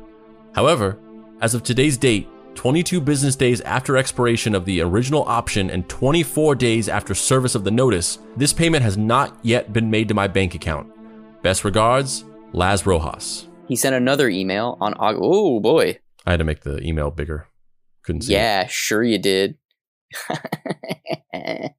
I don't even know what you're implying by that. Of course you wouldn't, you clumpian fool. He sent another email on August 1st, stating that the money had still not been paid, and yet still no answer. He waited longer and then sent this email on September 2nd around midnight. Hi Eddie. On June 5th, I received a notice dated May 30th of Unbranded Pictures' intention to extend the option for Untitled Laz Rojas project for an additional 3-year period. According to Section 2B of the contract I signed with Vice, payment of $10,000 is to be made to me within 15 business days after the date of service of the extension notice. However, as of this date, 3 months later, this payment has not yet been made, and these funds are now of extreme urgency for both my mother and me. The Social Security Administration has just reduced my mother's monthly check by $407, a reduction of 1/3 the amount it used to be. We don't even know why this has been done, but as consequence of this reduction, we won't be able to continue paying this motel where we've been living for the past 3.5 years for more than another 3 to 4 months. This reduction in monthly income makes it impossible to continue paying the motel, paying for the storage facility where all our belongings have been locked away since January of 2013, and paying for food. Our monthly expenses have averaged $2,300 ever since we have been here. A small amount compared to what our expenses used to be before our lives were disrupted nearly 7 years ago, but now we won't be able to afford even that. By the end of the year, we will be forced back out into the street. In her condition, my mother cannot survive 5 minutes back on the street in my car. I haven't even driven my car since last October because I cannot leave her alone for more than half an hour, and I've been ordering our groceries online and having them delivered to the motel. Not only can I not allow her to get up from bed and go to the bathroom by herself lest she fall and break her hip again as she did last year, she can hardly get up at all without my help. Even if I were inclined to put her in a nursing home, her monthly income will no longer even cover that now. So I'm not exaggerating when I say that the payment for the extended option has basically become a matter of life and death now. The difference between being able to continue living here under limited conditions but relative to stability, and having our lives disrupted once again and in a manner which at this point we will not survive. Laz Rojas. Around 8 a.m. the next day, Laz received this email. Hi Laz, I'm sorry to hear you were in such a state. Let me get back to you this week with a response. E. Obviously for Eddie Moretti. That response, according to Laz, never came. Laz sent a very concerned follow-up email on October 22nd, to which Eddie Moretti sent a reply later that day comprised of only the words, "Let's speak tomorrow." One would assume they talked the next day, because the next email in the files leaked by Laz is dated May 6th, 2020, and it reads, I cannot for the life of me understand why Vice is more than 10 months delinquent and so willfully violating the terms of our contract, as those terms are very specific and leave no room for interpretation. If I were to not pay my phone bill for 10 months, my service would be suspended and I would be forced to pay not only what I owed, but the late charges that had accrued as well. If I were to rent a car and keep it for 10 months without paying, the car would be taken from me and I'd be arrested. And yet Vice has held the exclusive rights to my life story for the past 10 months without compensating me as a single penny whatsoever for it. My mother is 82 and practically an invalid. She can barely do anything without my help and I must tend to her 24/7. I related this in my previous communications and explained the importance of receiving the money that is owed me. That money will supplement our monthly income enough to keep us at the motel where we currently reside for another 2 years, perhaps a bit more. Without it, we will be back on the street this summer, during a pandemic and in a car that doesn't even run right now. My mother will not survive on the street the way we did back in 2013 to 2016, not for a single solitary minute. So I consider this refusal to pay me not merely unethical, but as tantamount to attempted murder. If I am not paid the extended option fee by the end of this month, I have no choice but to bring legal action and sue Vice for breach of contract, theft of the granted rights to my life story, acting in bad faith, including holding those granted rights hostage without payment with no apparent intent to ever exercise the option and actually make the picture, emotional distress, and any other relevant claim I can make. I have waited long enough and I cannot wait any longer. Laz Rojas. Laz waited a few days with seemingly no response. Then, on May 11th, 2020, he emailed a missive titled Breach of Contract Notice, Confidential, for settlement purposes only. It outlines the information that has been established previously and states that Unbranded is in supposed dereliction of the contract. Laz sends it to Samantha Bloom, Eddie Moretti, Vincent Landay, Erica Allen, Katie Drummond, and Derek Mead. The only initial response he gets is an auto-reply from Erica Allen's email address, directing any urgent emails to the business affairs desk of Derek Mead. One day later, on May 12th, 2020, Laz receives this email. Hello, Laz. Would you please send the contract on for our review? Thank you, Erica. To which he replies, Hey, Erica. Attached is a PDF copy of the contract I signed with Vice on June 3rd of 2016. Hard copies were sent at the time to Vice's general counsel, as well as to Grubman, Shire, and Mazelis, so it should be in their records. Upon signing, I was paid $10,000 for the 36-month option period. As per Section 2A, over the course of the next year and a half, I was interviewed several times by Eddie Moretti at Vice's address in Venice as part of the project's development. In February of 2018, I was introduced to Natalie Foray and Ellie Mallon and told they would be my point of contact moving forward as the film developed. I heard nothing else until I was served with the extension notice on May 30th of 2019, informing me the option was being extended to an additional 36 months as per Section 2B. Section 2B clearly states I was to be paid $10,000 within 15 business days, just as I was paid the same amount in 2016 for the initial 36 month. Yet, to date, I have not been paid. After nearly a year, this has become a very serious matter which should be resolved as soon as possible. Laz Rojas. There are no records if Laz received any response to these emails.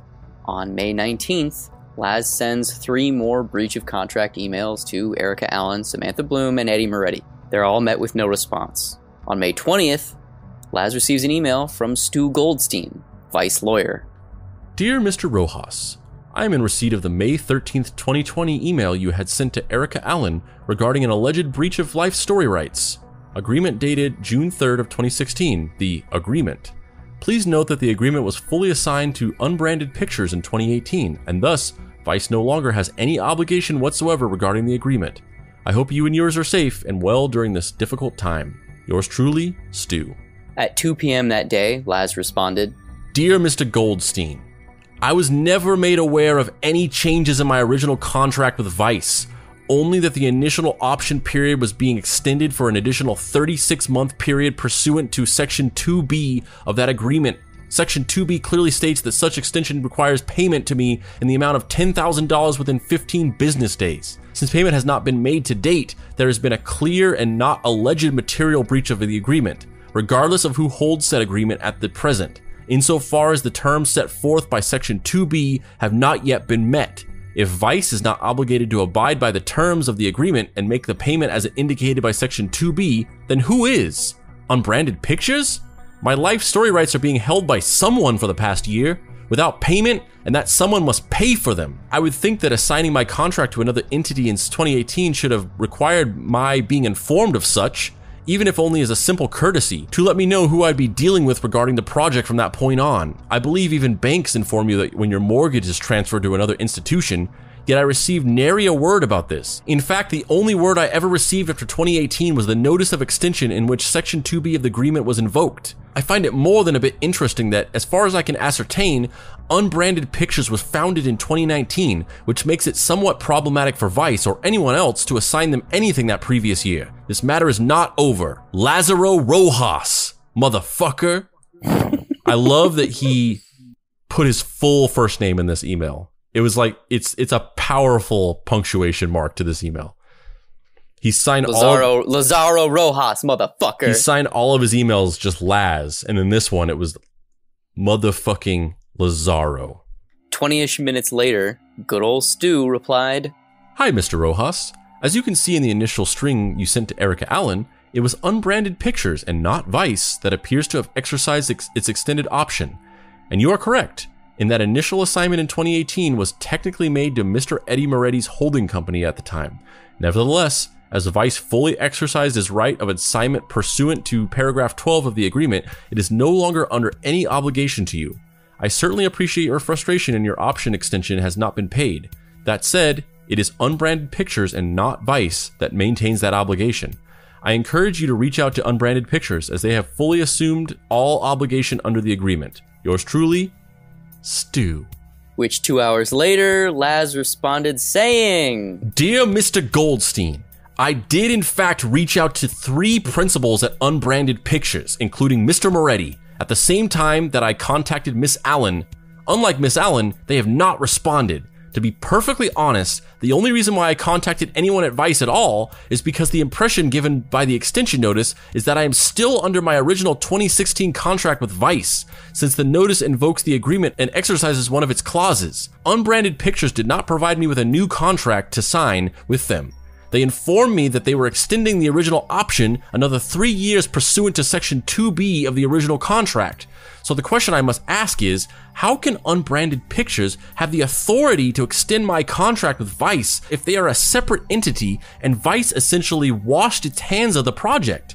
Why did Unbranded Pictures not allow my original contract to expire and issue a new contract with them, instead of extending the original contract with Vice? I must point out that Vice never informed me of this reassignment in 2018, which also begs the question why I was never told until now by either Vice or Unbranded Pictures. That is a very important matter that appears to have somehow slipped someone's mind, not a minor and inconsequential detail to be glossed over. In matters concerning any contract, all parties should know exactly who is involved and where obligations and responsibilities lie.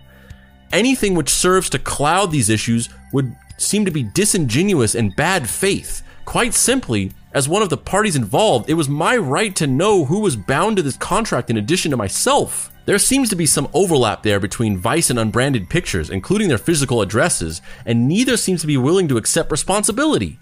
Perhaps an attorney will be able to sort through this legal shell game and unravel it. What is indisputable is that the option of my life story rights was extended by someone. I was notified of this extension, and payment has not yet been made. What needs to be clarified and enforced is which company must make that payment. One or the other must, because the extension notice makes it clear there was indeed an extension that must be paid, and allowing for this to devolve into a game of hot potato between the two companies, which leaves me holding the bag, is not at all satisfactory. Laz Rojas.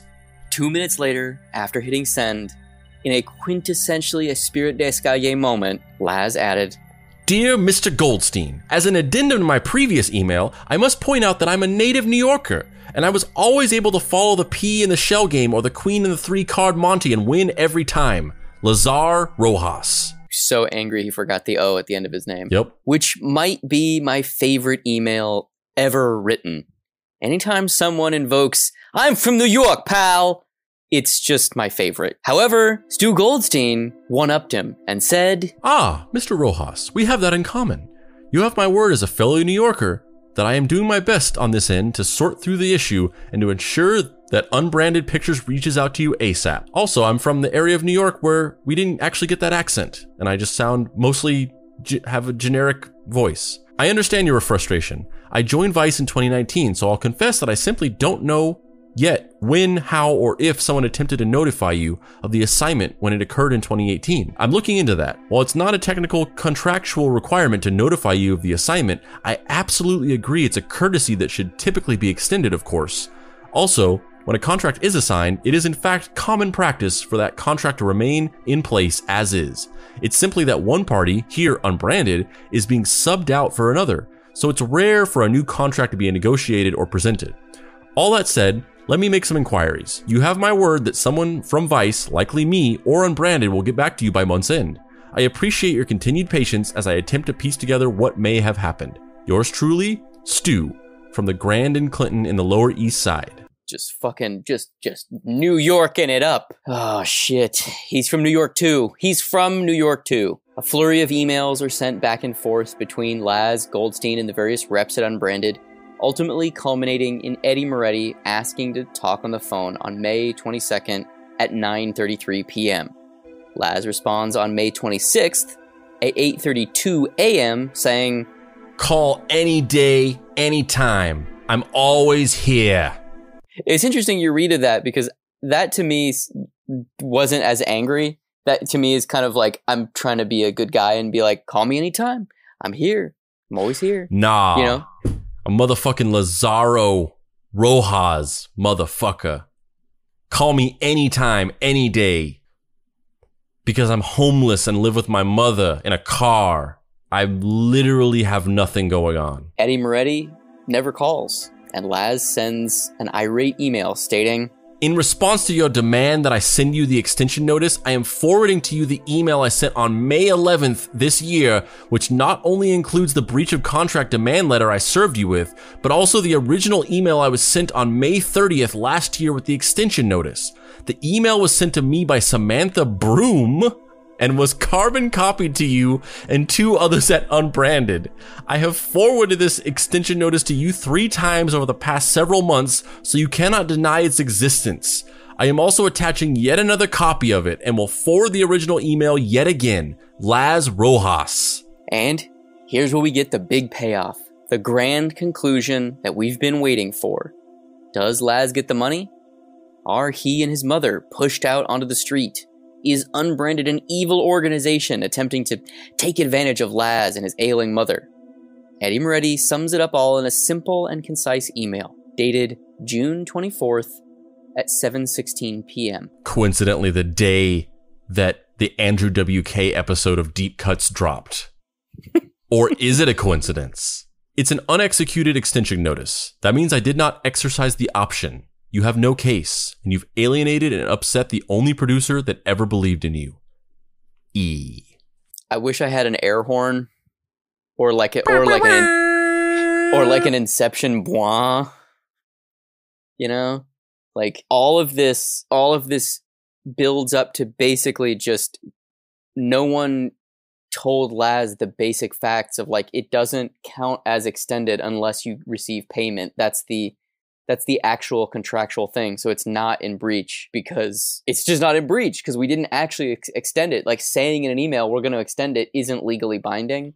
Also, if you go back to the original email, and I don't necessarily fault him, I kind of fault, it's like partially his fault for like misinterpreting things or just making wild assumptions, but also these people could have been much clearer about explaining the terms of these things to somebody who ostensibly is a layman that doesn't understand contract terminology. But if you read the original email, it does say, it explicitly says, and I'm going to read it just so I don't. Yeah, it says it's now been transferred to Unbranded. It specifically says the life rights which have been assigned to Unbranded LLC are being extended. It says it literally says it in the first email. It's all there to see and be interpreted, and for this entire, misunderstanding to have been avoided. But as much as Laz didn't understand it and didn't catch that part, it's not explained well enough. Like it's just kind of casually thrown out. Like I feel like all of this could have been avoided if it was just explained a little more explicitly, not just because it's almost like it's woven into the extension language. It's like the life rights which have been assigned by Vice to Unbranded LLC is being extended for another 36 months. And I could see how you could overlook that because it's just kind of part of the statement. And so it's not focused on or called out enough. And I feel like it could have been so much clearer if the email had started in regards to the life rights of Laz Rojas. Vice is exercising its contractual ability as per section whatever to assign these life rights, the licensing of these life rights from Vice to Unbranded Pictures LLC. And in addition to that, we are extending these life rights another 36 months. And that would have, I don't understand why it wasn't made more clear, as if. Or even if just any one of the 100 people that he emailed just was like, hey bro, oh, yeah, so you know, like just so you know, like if you don't get the money after those 2 weeks, then we didn't exercise the option. Yeah, that's a whole other story. What I'm talking about is one thing. The fact that nobody in 3 years just explained this to him is insane to me. I mean, I've definitely played the put this email off for a while game. I've definitely avoided responding to work emails for, upwards of maybe like a couple weeks, and sometimes just never responded at all to certain people. If I just, there was some situation where I didn't want to, or there, whatever. If they, number one, if I just chose not to respond to something at all because I just didn't want to, if they followed back up and continued emailing me, I would eventually get back to them after maybe the second or third time. Certainly not over a period of years. And with all the other emails, eventually you get to it. Eventually you get back to it. The fact that nobody in 3 years could just email him and be like, oh, hey, just to let you know, this actually isn't an obligation to pay you $10,000. It's only an obligation to pay you $10,000 if we decide to execute the option to extend. Yeah, and we have not. It's not even really 3 years. It's the interim year. It's the year of 2019 into 2020 where they said we want to exercise the continued option, and then they didn't pay him. At that point, after those 2 weeks, then the option all his life rights reverted back to him, but he didn't know that. So he thinks they still have them. So he's like badgering them for this money, thinking that he's owed it, which in fact, the contract has now run its course. It has now lapsed. He has his life rights completely 100% free and clear. They no longer owe him any money because the fiduciary transaction is what engages the extension, not a declaration of intent to extend. Yeah. And why nobody could have just given him that simple explanation in 3 years. But it wasn't 3 years, though. It was a year. Was it, though? Wait a minute. Oh, no, yeah. But it was 2018 to literally last month or 2 months ago. This email exchange. Okay, you're right. It's been an extended time. Yeah. Yeah. And in any of that time, nobody could have just sent that simple blurb explaining that until much later.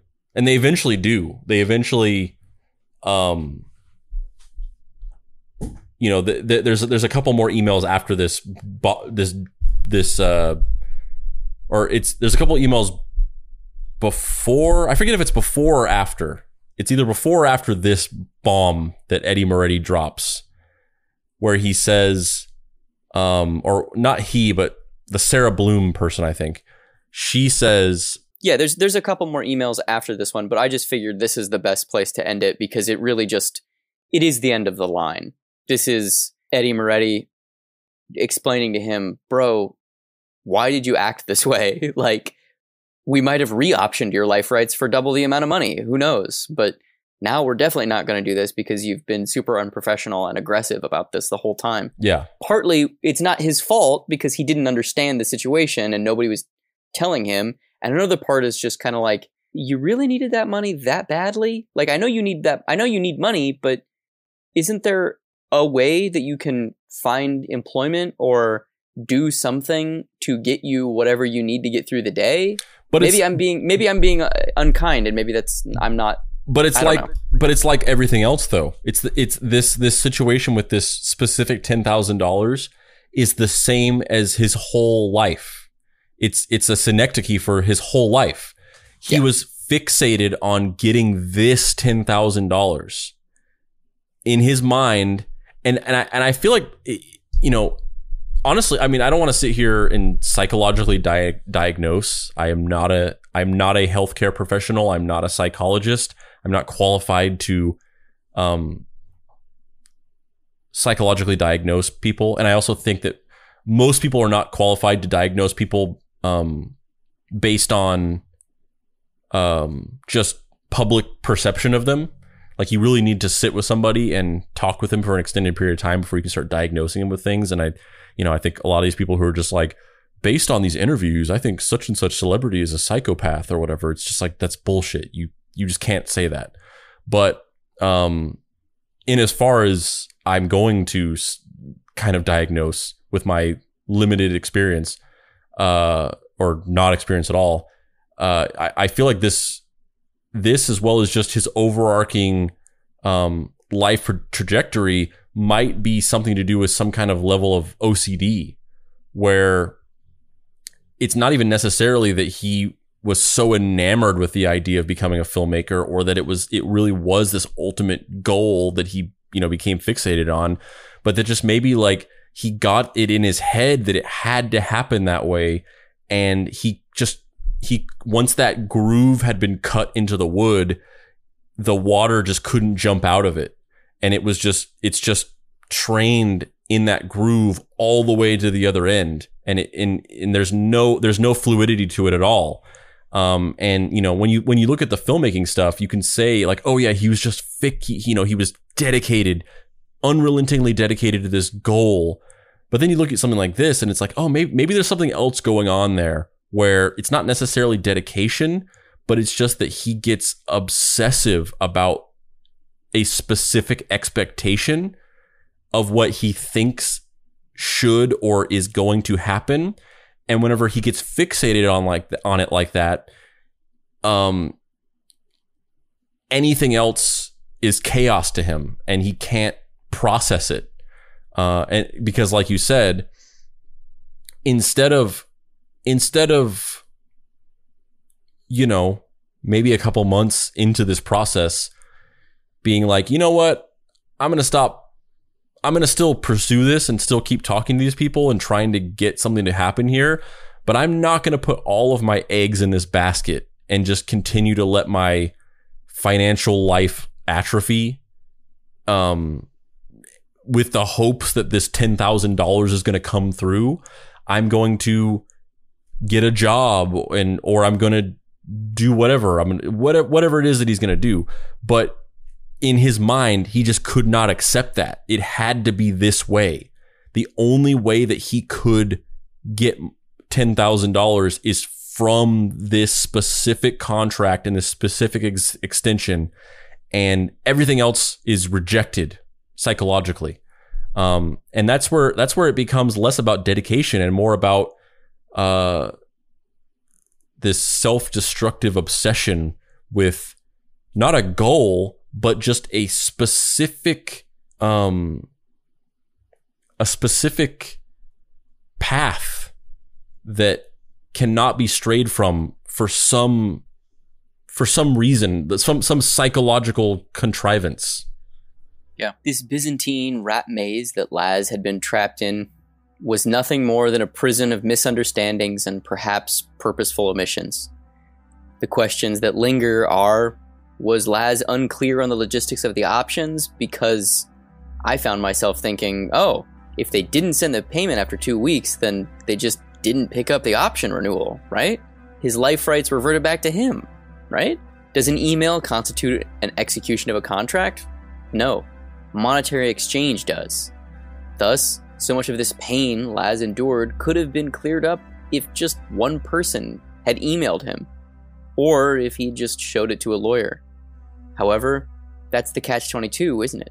If you can barely afford to live in a motel, how are you going to afford a lawyer? The question I'm curious about is about the transfer from Vice to Unbranded. Can you do that? My understanding is that you can't transfer an option from one company to another. It's not actually a piece of intellectual property. It's a specific holding right against a piece of intellectual property. I'm not an expert on the legality of that, but it feels not right to me that how flippant Stu Goldstein is about that detail. If he's like, you know, oh yeah, I mean, we're not actually legally obligated to do that, but I agree that it's probably a courtesy that we should have. That doesn't seem right to me, that like in a partnership with somebody, whatever that is, whether it's the life rights holding of somebody or anything, that you can just transfer on the obligation in the contract to another company without informing the other party at all. That doesn't seem right. That doesn't seem like that could possibly be true. Well, the only thing that I could think of that would explain that is if Unbranded Media LLC Incorporated, whatever the fuck they're called, if they were Vice Media, they were a sub company of Vice at a certain point in time. Well, then Vice restructured and they allotted the option to that specific sub company, which then broke off and became its own thing. Well, how that might be true in some way is, Eddie Moretti was the chief creative officer of Vice, and then Unbranded Pictures LLC is his own personal company. So I feel like, and Laz makes some vague reference to there being some overlap where at a certain point, unbranded. They shared the same address. They shared the same address. So it seems to me like, at some point, Eddie Moretti was producing projects at Vice and then decided to create his own holding company to own some of the intellectual property of some of the things that he was producing at Vice. And he had worked out an agreement with them of like, we're going to produce this for Vice, but I want to own the intellectual property for it. And it's going to be under my own LLC. And then at some point he decided to move away from Vice and forge Unbranded as its own autonomous entity. There's a lot of information about this story that I don't know. But what I do know is I'm a guy who spends my time devouring Laz Rojas' videos on the internet. My heart breaks for him and his mother. I wish that this experience, which at the time undoubtedly seemed like their wildest dreams coming true, had turned out better for him. I hope that it hasn't soured him deeply. The Laz Rojas one, I think, has the fewest views of all 4 episodes of our show because the other 3 are funny. You know, it's like, here's the Miami Connection guy, like, he's successful, he's got a family.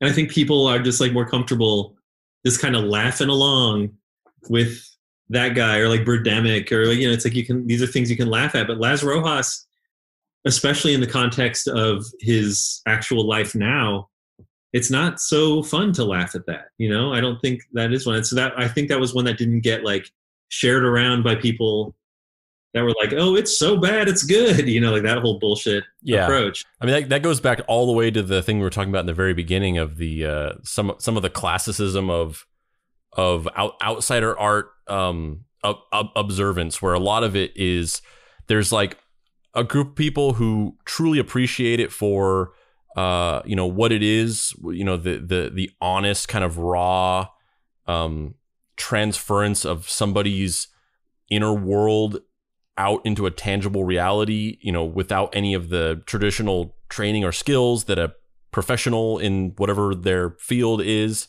And then there's like, arguably, there's a small group of people that appreciate it in that way. And then the way that stuff gets sort of projected out and become more popular is by a different set of people who enjoy it because it's like, oh, this is so bad, it's good. This is like, so let's watch this ironically. And we talked about that a lot in the Shags episode. But it goes back to that because, it's funny because your show, as we kind of mentioned before, and the respectful way that you, number one, the respectful way that you present and depict the people, but also the way that, like, particularly in the Laz Rojas episode, the way you kind of let him speak for himself, and it felt like he was kind of presenting his story as opposed to like, let's look into a cage at this animal or whatever. And there's a show, I don't know if you ever saw this. I've never actually watched the show, but I've just seen tons of clips of it on the internet. But there was this show in like the late, like in the 2010s, or maybe it was earlier than that, I forget exactly, but it was hosted by Fred Willard, and it was called Totally Obsessed, and it was about like obsessed fans of things. Like this woman, I forget her name. She's actually kind of like a minor internet celebrity now, but she's like the biggest Ninja Turtle super fan in the world, and like she lives her life as a Ninja Turtle. And she was like painted green and shit. Like she got like a Ninja Turtles costume, which it looks like it's not from any of the movies. I think it seems like it's from one of those like shitty, like straight to VHS like videos that they made in the mid 90s with the Ninja Turtles. Like she somehow got a hold of this, and she like wears it, and she like only eats pizza with like weird stuff on it. She'll like eat pizza with marshmallows and sardines on it and stuff. Is she single? Maybe she was at the time. Well, you'd have to check. But and every episode would be about a person like that. But the whole point of the show, it was a VH1 show, and the whole point of the show was just to make fun of the people. Like, that was the tone of it. It was not like, this is fascinating, or like, let's look at this interesting person's life. It was like, look at this fucking freak. And your show is like the opposite of that. It's the direct other end of the spectrum of the way that is. But I feel like, to your point, the unfortunate thing is that's probably is why that episode didn't do as well, is because people, I think a majority of people that are into outsider art want to enjoy it in that way, ironically. So, whenever it gets real and whenever it gets to actually, dig into maybe some of the traumas that they've experienced, the reasons why they are the way that they are, that's just not as, I guess, appealing at a larger scale, as mainstream as outsider art can be. Yeah, it was hard because in every episode there were challenges that were presented where somebody at Vice would say like, oh, you have footage of this? And I'm like, yeah, but it makes the person look like a buffoon, or like a friend of this character said something racist, and they're like, put that in. And I'm like, well, no, that's not the story we're telling. And also it's going to create a negative light on this person, and it's not even their fault that this other thing happened. You know what I mean? Like, there were all these opportunities to cheapen the show that were encouraged, but we ultimately were able to evade that. No, I mean, that's like the only purpose for almost anything I've tried to do for a living or for fun is to celebrate, unique ideas and, the most beautiful aspects of the flawed humanity. And the fact that we've spent our entire history as a species just, deifying beauty and perfection is so boring and pointless to me. It's ridiculous. It's also just folded over onto itself so many times that even for whatever value that like deifying beauty and perfection and the classical idea of these conventional approaches to art, the Hollywood system and movie stars, whatever value that had and still has, it's just gotten pushed further into this place of inauthenticity. And we've talked about that a lot on several episodes of the show. We talked about it, I think, on the Shags episode. We talked about it on the Andrew WK episode, and I think the Britney Spears episode, the death of authenticity that we've talked about. And I think that's what even further pushes outsider art to the forefront of a lot of people's interests. And what is so enticing about it is that as in an ever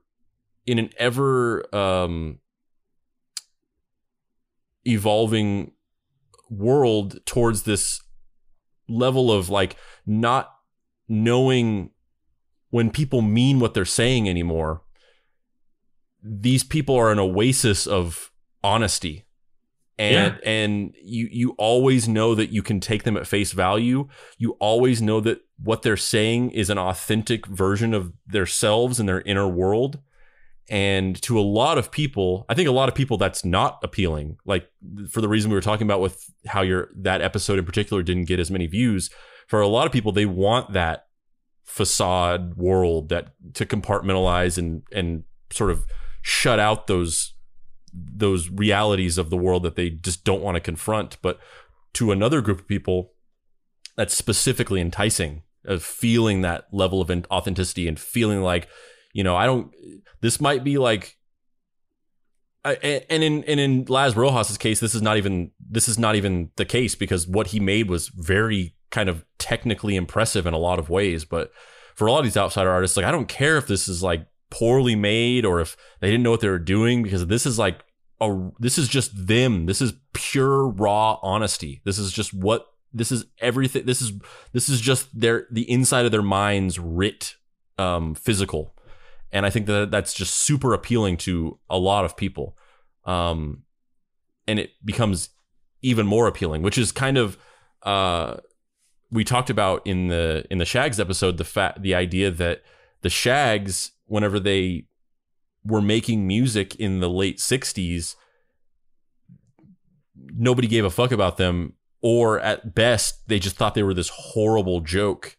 And then in the 80s they found this undercurrent that kind of dragged them on, not to popularity or to the stardom that the dad wanted for them, but this fan base of people who were really fascinated by the level of authenticity that they presented in their music. And I think maybe some of the reason for that, I mean, part of it is just that like there were some somewhat well-known people who started talking about them. But I think another part of it was that in the 80s was the decade of excess. That was the beginning of this like polished crafting of reality, that, you know, celebrities became these PR backed entities as opposed to you know, the more authentic feeling artists of the 60s and 70s. So within the context of that decade, people were craving that. I think some people were craving that, and I think we're kind of in another period of that right now. Yeah, and it happens with music, it happens with movies, you know, it's just like, you know, things become so crafted and so template based that suddenly what appeals to everyone appeals to no one. And then there's this reset, which is what happened, you know, in like the late 60s with Bonnie and Clyde and all this stuff, you know, like where movies were suddenly jarred. And it's great that happens, but it just always seems to careen back to ultra manufactured, you know, and inevitably it goes back to that, like to the ideal. Yeah. So, and I think that's the reason why what you were talking about earlier, that all those people stuck around and wanted to talk to Laz and spent hours after the screening, as opposed to like if it was Tom Cruise, like certainly there'd be all these people there, but they would just want to get a picture with him and just stand near him for a couple minutes and then they would go. Right. So it might be like a higher volume of people, but a quicker turnaround of people just kind of walking up and then walking away. And the reason for that is because ultimately at the end of the day, like, yeah, like Tom Cruise has made a ton of good movies and, you know, you might be a huge fan of him as an actor or a movie star. And, you know, maybe he's an interesting person or something. But at the end of the day, like, who gives a fuck? Like, what experience is Tom Cruise as a celebrity entity out in public? What experience is he going to give you? He's just going to be like, thanks. Like, he's just going to say thanks. Yeah, man. Yeah. Yeah. Like that's not an experience that anybody is craving or looking for. You might. It's not going to be like a shared experience, a shared connection. Mm-hmm. Yeah. And that was the power of that Laz screening because of him. That was what made that memorable and important. So, where does this story end? What will Laz do next? Well, hopefully he'll make more movies. He'll create more idiosyncratic works that have their own internal logic to them.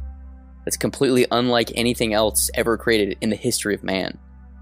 Very few artists can make that statement. That being said, hopefully there's less blackface in whatever Laz ends up doing next. Yeah, I mean, I really think that there's something very notable about the relationship between perfectionism and extreme refusal to compromise your vision or your platonic ideal of what you want something to be, and then the intersection of that and like fear of failing, and how in some ways they can be codependent. And then that creates this gray area of like, in any given situation, is this genuine perfectionism? Is this genuine unrelenting dedication to a singular vision? Or is this somebody that is deeply scared of people validating every fear that they have about their own shortcomings and just using this as a never-ending excuse to never commit to doing anything, but under the guise of it being a choice? And I think that is, once again, Laz Rojas is the logical extreme of that, because we talked about this a little bit with Zach, but it's fascinating that he seems to have that level of fear of failure, fear of rejection, fear of people not liking what he does. And usually people, that externalizes itself in people talking about something a lot and never actually doing it and just leaving it as an idea in their head. Whereas Laz didn't do that. He actually laboriously creates the work, but then just hides it away in a storage facility or comes up with endless excuses and rationalizations for why it can't happen or can't go out there and be shown. And I think the reason for that is because I think he is deeply sensitive about people rejecting his work.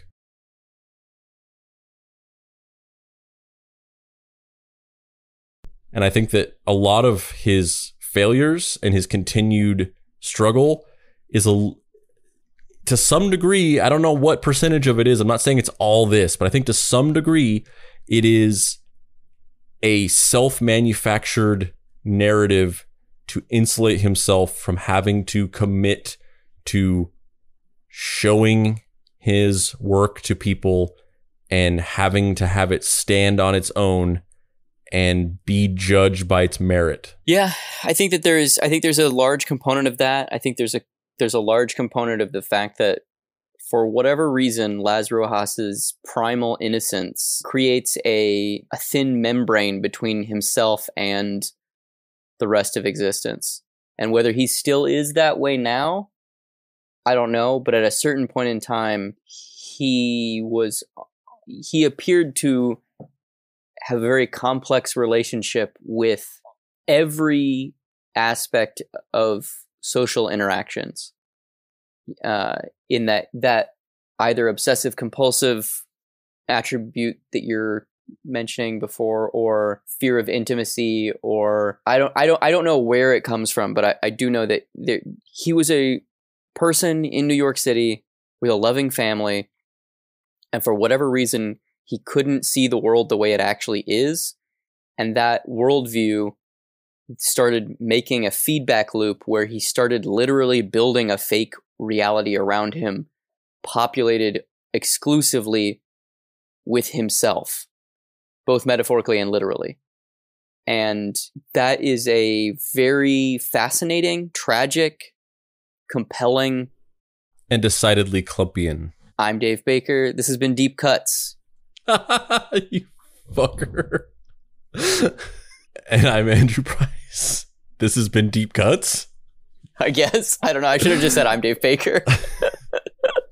You can find me online at heydavebaker.com, where you can find comics like my magnum opus that is, I guess, something akin to my version of an Outsider comic, the 3-volume Action Hospital series, and then also Fuck Off Squad and a bunch of other stuff. Andrew, where can people find you on the internet? You can find me dressed as a woman, seducing myself slowly and sensually. And you can also find me at dapricerights.com, where you can buy my comic, Deadbolt AI Private Eye.